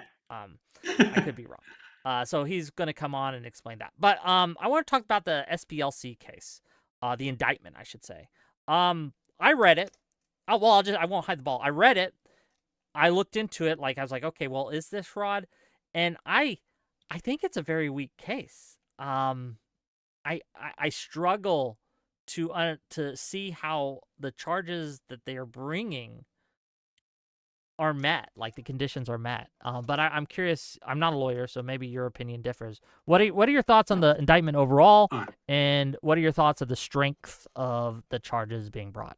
So it is not. There's a variety of charges. So maybe just to give So like the there's kind of like six. There's six for bank fraud. There's 4 for wire fraud, or maybe I got that mixed up. Yeah, 6 for wire fraud, 4 for bank fraud, and 1 for money for money laundering. laundering. Yeah, and the money laundering is basically derivative of the wire fraud. Yeah. So let me bucket them out because it makes it easier to think about. The easy charges, the ones by the way that like based on the indictment they're almost certainly guilty of, but it's not going to be an existential threat to the organization, is the bank fraud. Because bank fraud is just like, did you give a false statement to the bank when opening these accounts? And Well, with the intent to to like defraud the yeah, bank, right? I'm not even sure that you need that much, but like you to mislead the bank, I think, not just defraud. I don't think you need to like get money from the Well, bank. hold on. There's a Supreme Court case in 2025 that showed that misleading isn't enough. It has to be materially false. And this was a 9-0 decision that they made. It was the U.S. versus Thompson, I believe. And I guess the case there was the guy was talking on the phone to some auditors or something, and he claimed that he borrowed $110,000 from a bank. And it turns out he borrowed like $1 million. But the court was decided in his favor because what he said wasn't wrong. Yes, he borrowed $1 million, but it's also true he borrowed 110,000 because that's part of $1 million. Mm-hmm. And so it was a 9-0 decision. And basically the I guess takeaway from that is that no, the statute they're using can't be misleading. It has to be false specifically. Yeah. But I here, struggle how the bank fraud charges specifically. well, because here they opened up bank accounts in the name of entities that did not exist. So they said, "Who is this bank account for?" And they wrote down the name of a company, but they never actually made the company. It doesn't exist. Oh, So I didn't so like. so like they just like fabricated the I know information that's they the gave to the bank. claim at least, but I don't like. They don't at least give evidence that these are fictitious. They say they're fictitious, but they don't give evidence in the indictment that they're fictitious. And Well, they I could mean, simply say, first because of are all, shell companies this illegal? is I gonna, don't think they are. this is going to be kind of a theme throughout this comment. So like indictments are not proof. Yeah, we They can't. list some evidence, but they did list the statements where like an employee one, that's not the real name, obviously, certify that I'm the sole owner of the above named proprietorship, federal tax ID number, blah, blah, blah, engaged in business under the name Center Investigative Agency, and that the company Center Investigative Agency did not exist. Now, of course, they'll have to prove it didn't exist, but that's a that's a very verifiable It's claim. yeah, That's pretty simple. it's So, it's kind of like, crazy though that all these companies, this same employee did with the same bank on the same day. Did they yeah, not? but that's not weird if you actually have, like, you used the phrase shell companies earlier. Yeah. If it's a real shell company, that's Uh, not weird or illegal. Because no, that's what I'm saying. Like, with a real shell company, you like file the paperwork and you make a company and then you go get it a bank account, right? Like the weird part is that they didn't make the company. Like they just lied. They just like said they made the company, but there was in fact mm, no company. Now, if there was a company, they'll be innocent. But if they actually just opened bank accounts for false companies that sure, didn't exist. I'll give you that one. Yeah, no, Now, that's fair. Like, I don't know, now, to be clear but though, the reason I said this is not an existential threat is that I believe from memory that statute has like, because you can't send a company to jail, it has like $1 million maximum penalty, and there's like 4 or 5 or 6 counts. If the SPLC maximally had to pay, let's call it like $6 million, that wouldn't do anything to the organization. Like they would be fine. They would move on. They take their fair no, enough. so that one seems ticky tack, but at least there's a lot of in the document about why they might be guilty. The wire fraud one is trickier because the wire fraud one, the crux of wire fraud is that you had a scheme or artifice to defraud that included a misleading statement or omission, and that you used the wires. The use of the wires is very easy because anything that crosses the state line counts. So ignore that. That's always satisfied. Here, the question is who was misled by the scheme and allegedly, and the people who were allegedly misled were the donors. And then the question is, were the donors, what was this a scheme and was it an actionable omission or misstatement to leave out that some of your money would be used to pay people embedded in in the organizations that SPLC What do you think? fights? It's going to depend a lot on the facts. Some of them are like, there's one fact where they said, like, let me give you an example of what I thought was a very good fact for SPLC. Sure. They paid a guy to break it, and he broke into a facility and stole documents that they used to publish. That kind of sounds like you're fighting that organization, right? Yeah. Here's a less good fact. Like the Imperial Wizard, who chat informs me is the highest ranking member of that organization of the KKK, is on your payroll. And him and people like him are being advertised on your website as like the most wanted list. Like, here's the people we're fighting, but actually you pay them, and presumably you pay them because you have some impact on what they're doing. That not as good a fact. The one that they led with, probably like because it's the most sensational, is you know somebody who was in charge of the not in charge of, but it was helping In the to group chat. coordinate Yeah. Unite the Right rally, and was posting racist stuff to draw people to the rally and Yeah. draw attention to it, was being paid by them when he did it. And the question is going to be, what's the line between fighting racism and promoting racism so that you have a good mission and drawing, and you can donate, you can get more donors. And that's very facty. And I don't think it's possible to know, like, I don't think it's possible to know the strength of this right Can I? now. I think we have to see how that plays Yeah, out. just on a housekeeping question here for the uh indictments. Can there, when you give an indictment, are all the charges listed in the indictment, or is it these are the types of charges we're going to bring, and then there's going to be more coming maybe, but this indictment shows that we're going to charge him for wire fraud, bank fraud, money laundering, but we Mhm. might have more charges from all three buckets coming. Is that possible with indictments? Yes, the indictment Okay. stands for itself, but they could add more charges Okay. later. You don't get double jeopardy until the trial's over. I'm asking And this because well, sorry, just to add yeah, one yeah. more thing.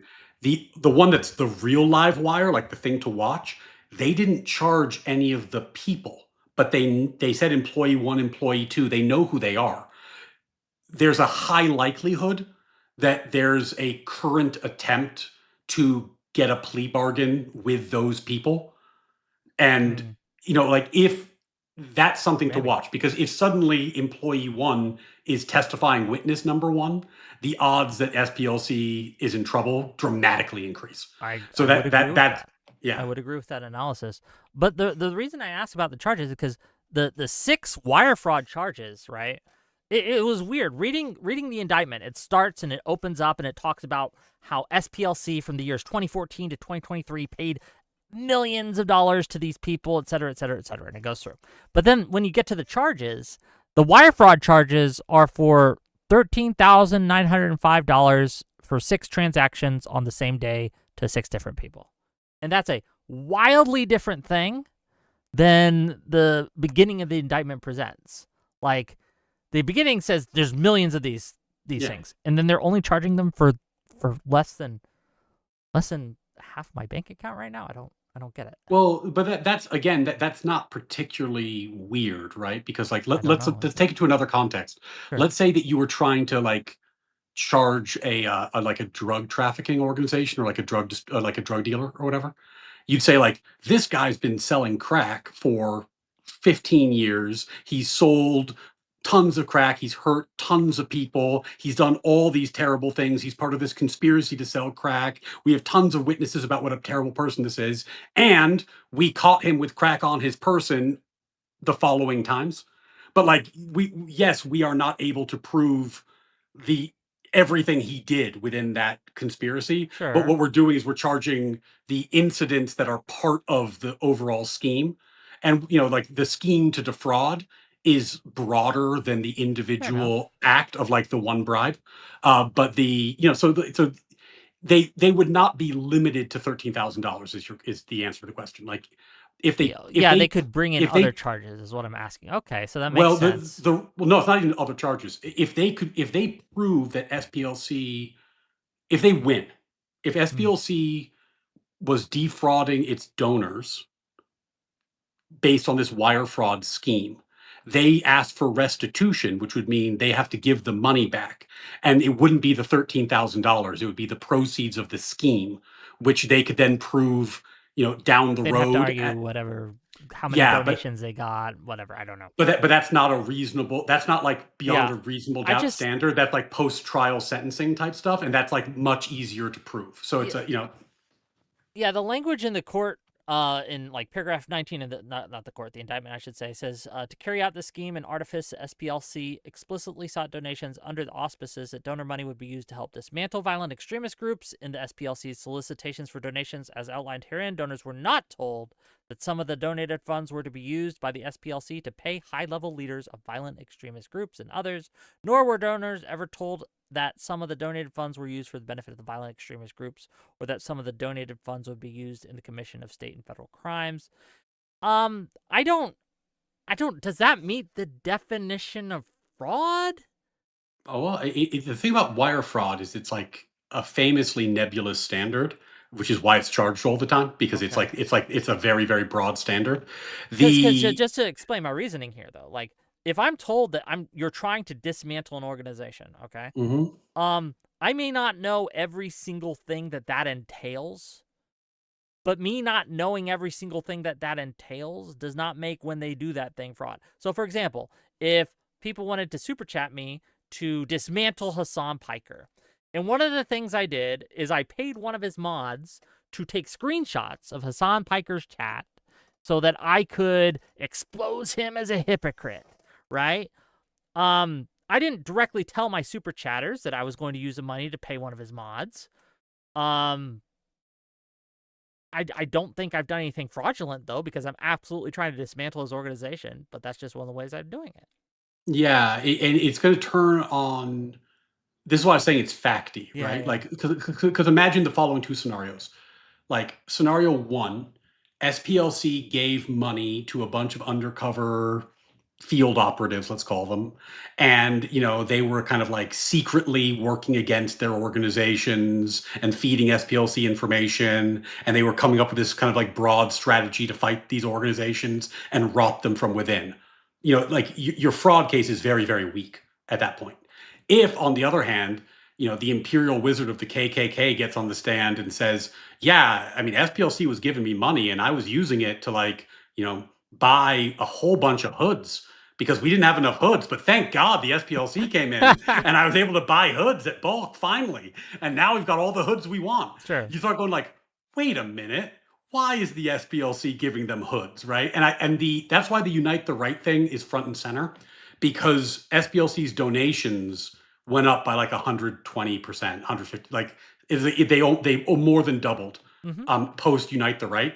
So if they can show that the behavior that they were encouraging was not necessarily dismantling these groups, but was in fact promoting the groups because the SPLC found it useful to have a foil. Like, if you guys are big and bad, then we fundraise. You'd have to also prove that they intended that. So it couldn't have just been on accident. Like, if they were just incompetent with it, I don't think that's enough to prove fraud. Like, they thought they were paying this guy to steal documents and bring them to the FBI so they could bring them to the FBI and get them taken out that way, right? But it turns out the money they gave, he decided to spend that on, like you said, Klan hoods or some shit, right? I think that you have to, or the government would have to draw a direct line of causality here, and so show a direct intention as well. I think intention matters here, and I don't think that the government, I doubt the government is going to be able to show that intention. It's interesting because the intent is about whether or not you intended to mislead your donors, right? Yeah. And the thing you're describing is a possible consideration within that broader consideration, right? But like, for example, because it has to be beyond a reasonable doubt. So all SPLC has to do is create reasonable doubt, and that seems reasonable to me. I've not researched the case law on this, but I suspect from just like first principles that you could get a conviction on an incompetence or like willful blindness theory. Like, it's like we wanted to have information. We wanted to have a boogeyman. We wanted to fundraise against the boogeyman. We found it very useful to have like the inside scoop and to be able to communicate with these people. We didn't really care what they were doing with the money. We knew that it helped us. Like, you might be able to get a conviction there. Ooh, I doubt that. That maybe. I'm not. If you're a lawyer, I'm not. So take that with a grain of salt, Mr. Audience and Mrs. Audience. Yeah. But it would be wild. Like, I'll give you an example. If the Biden administration had brought fraud charges against Project Veritas because they paid some people to leak information about Acorn or fucking other progressive organizations that they'd been, getting information on, that would be wild to me. Wild to me that they consider that fraud. But keep in mind, in my hypo, what I was saying is they didn't care, right? Like, I think, again, to be as fair as possible, like the closer you get to them paying undercover sources to dismantle these organizations and like tell stories about them, that's the good fact pattern for them. Ironically, it might open them up to civil liability because, like, when you say I paid people to commit crimes against the KKK, as your defense, if they KKK were charging them with theft for this stealing of documents, fair enough, right? Well, but they did it, or the KKK can sue them afterwards. But but that's small potatoes. The real question here is, like, were donors misled by these activities? Were donors intentionally misled? Yeah, and that's going to be. Well, that's why I say it's really, really, really fact dependent. Sure. Because it's not clear. I mean, you could make the argument, and it would be funny if they did, that like our donors would be psyched to find out that we were, paying the Grand Wizard of the KKK. They'd be delighted. They think that's exactly what we should be doing. So, that you might see arguments like that. But this one's wild because the stakes are high. If they have to disgorge donations they've received, that could be hundreds of millions of dollars. Like that's a massive penalty. That's an existential threat to the organization. So that's where the rubber hits the road. The bank stuff, it's ticky tack. It's just not going to matter in the long run. Fair enough. The wire fraud is the actual thing that would change the Yeah, needle moving. and remarkably, like that's probably the weakest I think the case is. Again, based on the facts as presented, based on what Kash Patel said when he announced the indictment, based on all these things, I don't think that they're going to be able to prove an intent to mislead their donors. Yeah. I don't think you can point, or at least not as presented, any statements saying, like, for example, when Steve Bannon got convicted of fraud, him and his old group, right? The charges were that they were raising money to build the wall, and one of the reasons they pointed to it being fraud is they pointed to a statement from the organization saying that the leaders of the organization were never going to take a penny for this. None of them were going to get paid off of these donations, right? All, it was all going to go to build the wall. When they looked out, they stole hundreds of thousands of dollars from these donations, right? Like they just took that money and paid themselves. And so you have a direct statement that was contradicted by their actions. I don't see one for the SPLC, but I could just not be aware of it. Yeah, and that's what I mean, because it's like, when they say things like the money was used to further racist activities and commit crimes. If they can prove that up, it's like, oh, you gave them this money and they used it to commit X crime. Oh boy, now you're getting interesting factually. If on the other hand you can't prove any of that stuff, like it's going to come down to proof at trial. If you permit me to just like go broad for a second, one of the interesting things to watch in this area going forward is that there's been movement, and this is just the latest example, in attempting to find ways to combat, maybe you would disagree, but what I would call attempts to kind of like weaponize this system, like the NGO system in particular.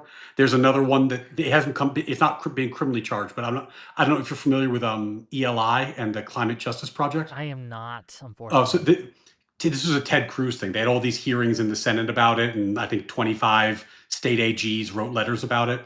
The issue there is that this climate group teaches environmental law programs that are meant to be neutral and get people up to speed on what it means to like be up to speed with the science and up to speed with the legal theories, and they teach them to judges. But it turns out that they are very strongly connected to all the plaintiffs' lawyers in all the big climate cases. And the allegation, and of course it hasn't been proved, but the allegation is that the climate lawyers are essentially writing or informing the materials that are being taught to the judges in attempts to soften the ground for the litigate, right? I understand the conflict of interest, let's say. But this is the thing. Allegedly, I bring it up because, like this example, you're in this area where you're like, there's something weird here. Like if you had told me the SPLC had the Grand Wizard of the KKK on its payroll, I would have said that doesn't sound right. But turns out they did. Or the Imperial Wizard. Sorry, my bad. Imperial Wizard. I don't know the terms, man. So yeah, I'm just reading it from I have a hood, from the document. Yeah, okay. It's not the same. They called him the Imperial Wizard in the charging document. But like that would have been very surprising to me. There's something weird about that. The question is that wire fraud? We'll find out. But it does strike me as hinky. Maybe I'm sensitized because when they put James Lindsay on their hate watch list, I was like, that kind of seems like the wrong name to have on your hate watch list. That's fair. So there seems to be a mission shift of some kind, but we'll see. It'll be interesting to watch. I'll say this, right? Because the way this was presented when I initially heard of this is that the SPLC had been funding racist organizations in order to prop them up so that they could fight against them and raise more donations. But when I looked at the indictment, that doesn't seem to be what happened. It seems to me, at least, that they've been trying to pay people in these organizations to rat and to give them information so they could pass this information on to the FBI, which they've been doing, by the way.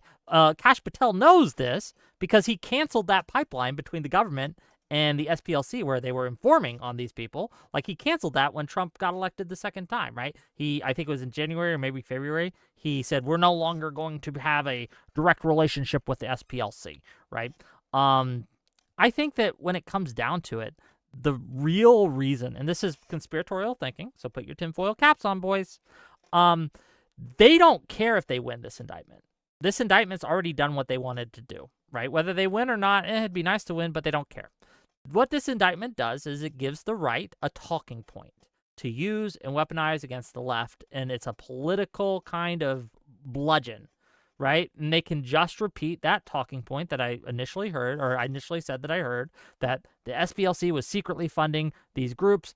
These groups wouldn't have existed without the SPLC. The government indicted these people. Like, they don't need an actual charge now. They can just, because even if it gets thrown out later, right, or if it gets doesn't result in conviction later, it doesn't matter, because they've already done what they needed to do. They put that seed in the discourse, and it's never going away. That's my conspiracy. Well, Wick, I'm glad you called it conspiratorial, because it's possible. I mean, like, I can't, you know, it's like I said, I have no rule it out of direct hand. proof of this, but this is just this I- tends to follow a pattern of behavior of this administration that they've done over and over again on the big and the little stuff. So yeah. I mean, like, I don't know, like, on the flip side, I'm looking at the different people that they are listing here, and, like, F-30 was a former member of the Ku Klux Klan.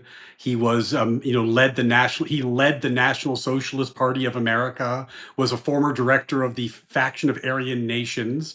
He was on their website as the hate watch list. So he's the kind of person they're like, watch out, he's on the extremist file. This is an example of the bad guys. This is who we're fighting. And between 2014 and 2016, they paid him 70 grand. I think that is fairly shocking that the guy that's on their list of, like, oh my God, this is who we're fighting. They were paying him, Did you know when we were fighting ISIS that the government actually paid some high-level ISIS members? Yeah. Do you know why they paid them? But Wick, go ahead and say. But they paid them to do the same thing that the SPLC is paying them for. But the SPLC is not the government. The SPLC is fundraising off the back of people who are giving them their hard-earned money to fight racism. But just like the government fights ISIS, they're fighting racism. And the fact that the government is allowed to do things does not mean the SPLC is allowed to do them. The government's allowed to do all kinds of things. Okay. But that doesn't mean the SPLC isn't allowed to do this, right? And you're correct, Wick. It does not mean they're allowed. Sure. It does not mean they're not allowed. To be clear, because because it's irrelevant. It's not. So it doesn't mean anything. It doesn't mean anything. That's the point. Hold on. I'll point to the relevancy here, right? Fraud. The charge of fraud means, did you mislead your audience or the people that you were your donors in a way that is like a reasonable person would feel misled, that they were led astray, right? The fact that it is a well-known technique to subvert and battle organizations. The one example I used being the government does this. We all know this. People understand this. There's books about this. There's movies about this. It's been in our culture for a long, long time. So the fact, right, that they are doing this tactic is not shocking. It's not very crazy to me. It's almost expected. And so it's going to be a very, very hard burden to overcome for the government to show that, in this case at least, that for this reason, the SPLC was defrauding its donors. It just doesn't. That's the relevancy of it. It's pointing to a common thing that happens, right? I think that, honestly, like you take it out of this context. Like, imagine that some MAGA people get really upset because they've been donating to a right-wing think tank that does anti-immigration work, and they came up with the Alien Enemies Act. They're hardliner immigration people, and that's what they do. They're going to stop immigration into the United States, and they've been donating their money to them. And then it turns out that they were paying coyotes to fund the caravans because they wanted to drum up interest in the issue. that would be quite shocking and Yeah, but it fraudulent. wouldn't be shocking if they were paying coyotes to report the caravan so that they could like get them right Yeah, when they came and in. which is why I keep saying this is very fact dependent. Yeah. You're not gonna know whether or not this is a good charge based off the document, because it's in the strength of the wire fraud charge is entirely in the details we don't know yet. Like, if they come out and somebody gets on the stand and says like, yeah, like the SPLC gave me money and I used it to steal documents and inform on them, and like I had this blueprint to dismantle the organization from within. Yeah, I agree with you. They're gonna lose. But there's That is other one of the ways that fact patterns, by testimony. the way, right? That Well, they paid to steal documents, which yeah, they used to report to the there's FBI. other I mean, ways this testimony could go, right? You could get a sure. guy coming out there and saying like, yeah, it was really great that they gave me this money so I could buy more crosses to burn. Thank God the SPLC funded me, because the KKK doesn't pay that well. Mm. You're going to get witness testimony, and that's going to be the driver of what this is. Like, what do these people actually say, and what actually happened? And I just don't think we're in a position to know that, and certainly we're not in a position to decide out of hand whether or not they're guilty or innocent at this point. Like, Sure, it's but entirely it could go either way. I definitely can make some judgments based on what we have so far, with the caveat that if more information comes out, it might change my opinion entirely. But we are running. I know you have a hard out at 8, and I wanted to give you a chance to have last words, last thoughts, tell people where they can find you. I have a link to your channel, your natural law channel, in my YouTube description. And gang, regardless of what you think of Mullally, I like Mullally, okay? You guys don't like him, and look, I disagree with him a lot, but I like the guy. You can disagree with me too, whatever, I don't care. But go give him a follow. He's taken time out of his day to give us content, to have a discussion with me, to have a little debate on a few things, and I think it's been fun. So go give him a follow. But tell people, give your outro, give your final Yeah. thoughts, words, all that. Go ahead. So yeah, Ryan Mullally. You can find me, Ryan C. Mullally, on X and at YouTube, and host Natural Law with Ryan Mullally. And if you love or hate this content, it's Wick's fault, because Wick is the one who gave me my start in this corner of the internet. So you can blame him either way. But yeah, I the project of my channel, as it were, in addition to doing law and political coverage, is exactly what we were talking about today, which is to reinvigorate the national conversation around our founding values and our system of government, and to do my small part to bring back into our zeitgeist the idea that we were founded on a particular moral proposition, a particular set of values, and that we need to defend and preserve that for the next generations, because it's on assault from all sides. So you can come tell me why I'm a genius or why you disagree with me. That's all fun. Wick, always a pleasure. Thanks for having me on. Hey, have a great night, and see you guys later. We're not ending the stream. Oh, do you need me to disconnect you, or you got it? No, I can do it manually. Okay. Talk soon, buddy. We're not ending the stream quite yet, gang. I got a couple more things to say, right? So don't go anywhere. I want to read the super chats. Okay. Got a few. Thank you, by the way. Let me get through as much as I can, and then I have a few more kind of final thoughts to kind of tie it all together. And yeah, we'll get into it. Okay. But give me a second. Oh, so first of all, thank you for the 5 Wick TV gift memberships from AK Batozai. I appreciate you, sir. You are a king, okay? $5 from Alishness to say this. He wrote a whole manifesto, but his plan was to just Naruto run his way to the president and, like, shoot? What was the manifesto for? Yeah, it's a weird manifesto. We can read that if you like. It's not terribly long. It doesn't read like a crazy person, right? It doesn't read like a crazy person at all. It's just someone who has forgotten or lost the ability to properly calculate right from wrong. Because even if everything he says in his manifesto is 100% true, the right action is not violence. It's not violence. We are not anywhere in the same galaxy as violence yet. And I want to make that very, very clear to my audience.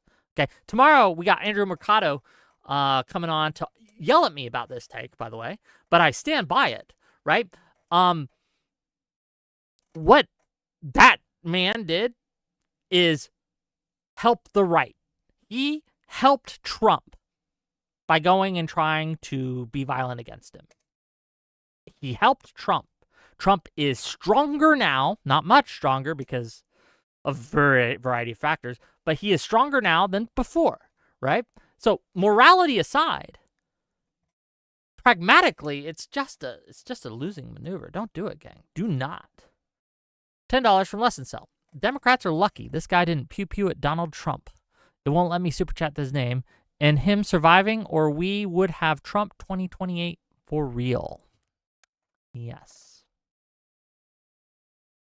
My listening library for $5. Quote, now, with the death of Iran, the greatest enemy America has is a radical left, highly incompetent Democratic Party, end quote. Trump during the Iran issue. Yes, like when we talk about rhetoric and who's responsible for it, right?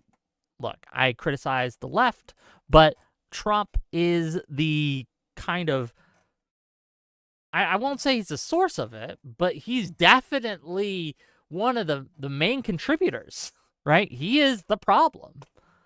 A large part of the problem. $5 from Fellrunner to say, I came here to say Wick is right about liberalism. Thank you. That's true. I am. I don't know why Ryan uses the definition he does. I think he's more into natural law than liberalism, and I don't think that natural law and liberalism are incompatible. I just don't think that they are wedded in a way that he does. And I think that his idea of natural law, we would fundamentally disagree on some of these natural laws and what they are. But it's a discussion for another day. $5 from Alishness. If we have the right to life, then why is the death penalty federally legal? A jury of our peers determine if we live or die. Who gave them that right? Well, this is why these things are in tension. And just because a right is in tension doesn't make it illiberal to legislate that right or to protect that right. Or we consider under liberalism there are certain thresholds where we're like, okay, there are certain categories that we recognize that this might be a little bit illiberal, but we allow for it because otherwise death and destruction scales non-foreseen. So yeah, there's a lot in there. $2 from Brenda Creates to say, great conversation defending liberalism. Well, thank you. I'm glad you like it. $5 from Lord of the Nerds. All the liberals here support Sanders, then want to pretend they aren't progressives. The liberal project is so steeped in the stink, they can't smell it. So to be clear, I did vote for Bernie Sanders in 2016, the primaries at least. I voted for Clinton in the general. And in 2020, I voted for him in the primaries. I repent of that now. I did not understand some of the things that Bernie would be bringing in. I was wrong. Mostly because Bernie had a lot of his staff that he would have brought in that would have been like Nina Turner. Okay, Brenda Joy Gray, right? Brianna Joy Gray, I should say. Oh, terrible, terrible people that should never hold power. So yeah, my mistake. But you can support or coalition with people on issues that you don't agree with overall. Like Bernie Sanders coalitions with the Democrats. He is not a Democrat, right? Do I support him? Insofar as he supports the issues I want to see enacted, and not when he doesn't. That is not contrary to liberalism, and in fact, many liberals do this throughout history. Okay. Here. Give me 30 seconds. I gotta use the restroom real bad, but I still want to finish these super chats, so don't go anywhere.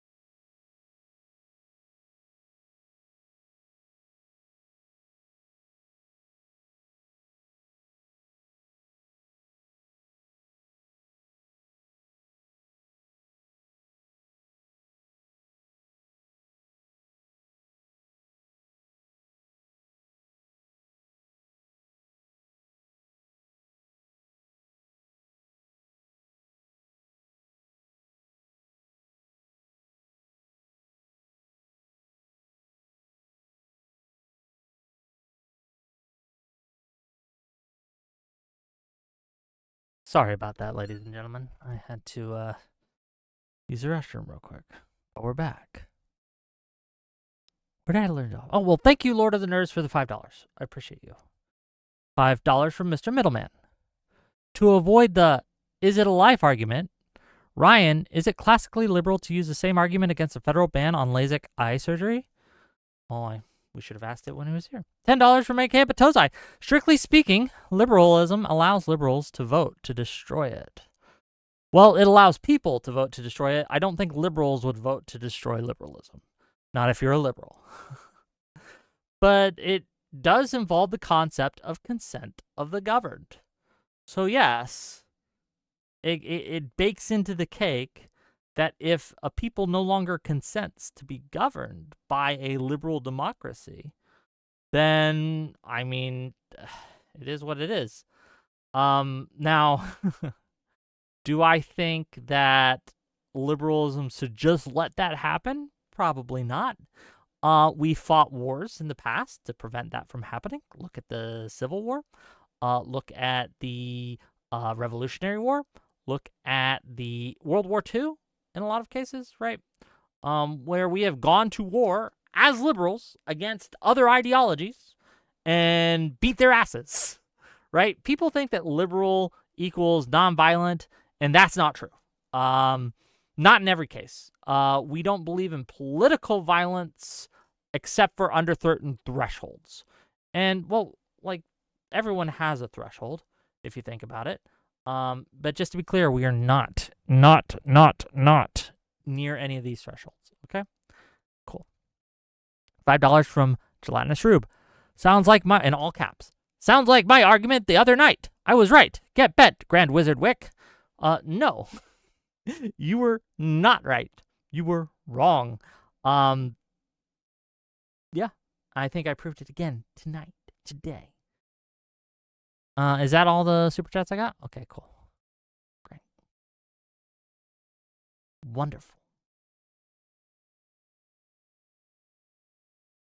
What do we got coming up? Well, first of all, yeah, I'm going to make a prediction. The SPLC indictment, I don't think they get a conviction. I could be wrong on this one. I'm not a lawyer, but I'm 60-40 confident on it, okay? 60% that this does not result in a meaningful conviction. What I mean by meaningful is they might get them on kind of a lesser charge, right? Like if they updated the charges and charged them with theft when it comes to those documents, then yeah, I think they might get a conviction there. But as the charges lay, I don't think they're going to get a conviction. Could be wrong. What else did we talk about? The assassination attempt. Don't do it. It's bad. This guy was terrible, and he only resulted in helping Trump, and that, aside from the morality, is also bad. Let's also talk about liberalism. I think maybe we need just basic refresher courses on what liberalism is. I'm going to have a conversation with Ash on Wednesday, where he says that I'm the same as Hassan Piker. So that should be fun. Tuesday, tomorrow, it's Collins, but also Andrew Mercado is going to come talk to me about my political violence takes.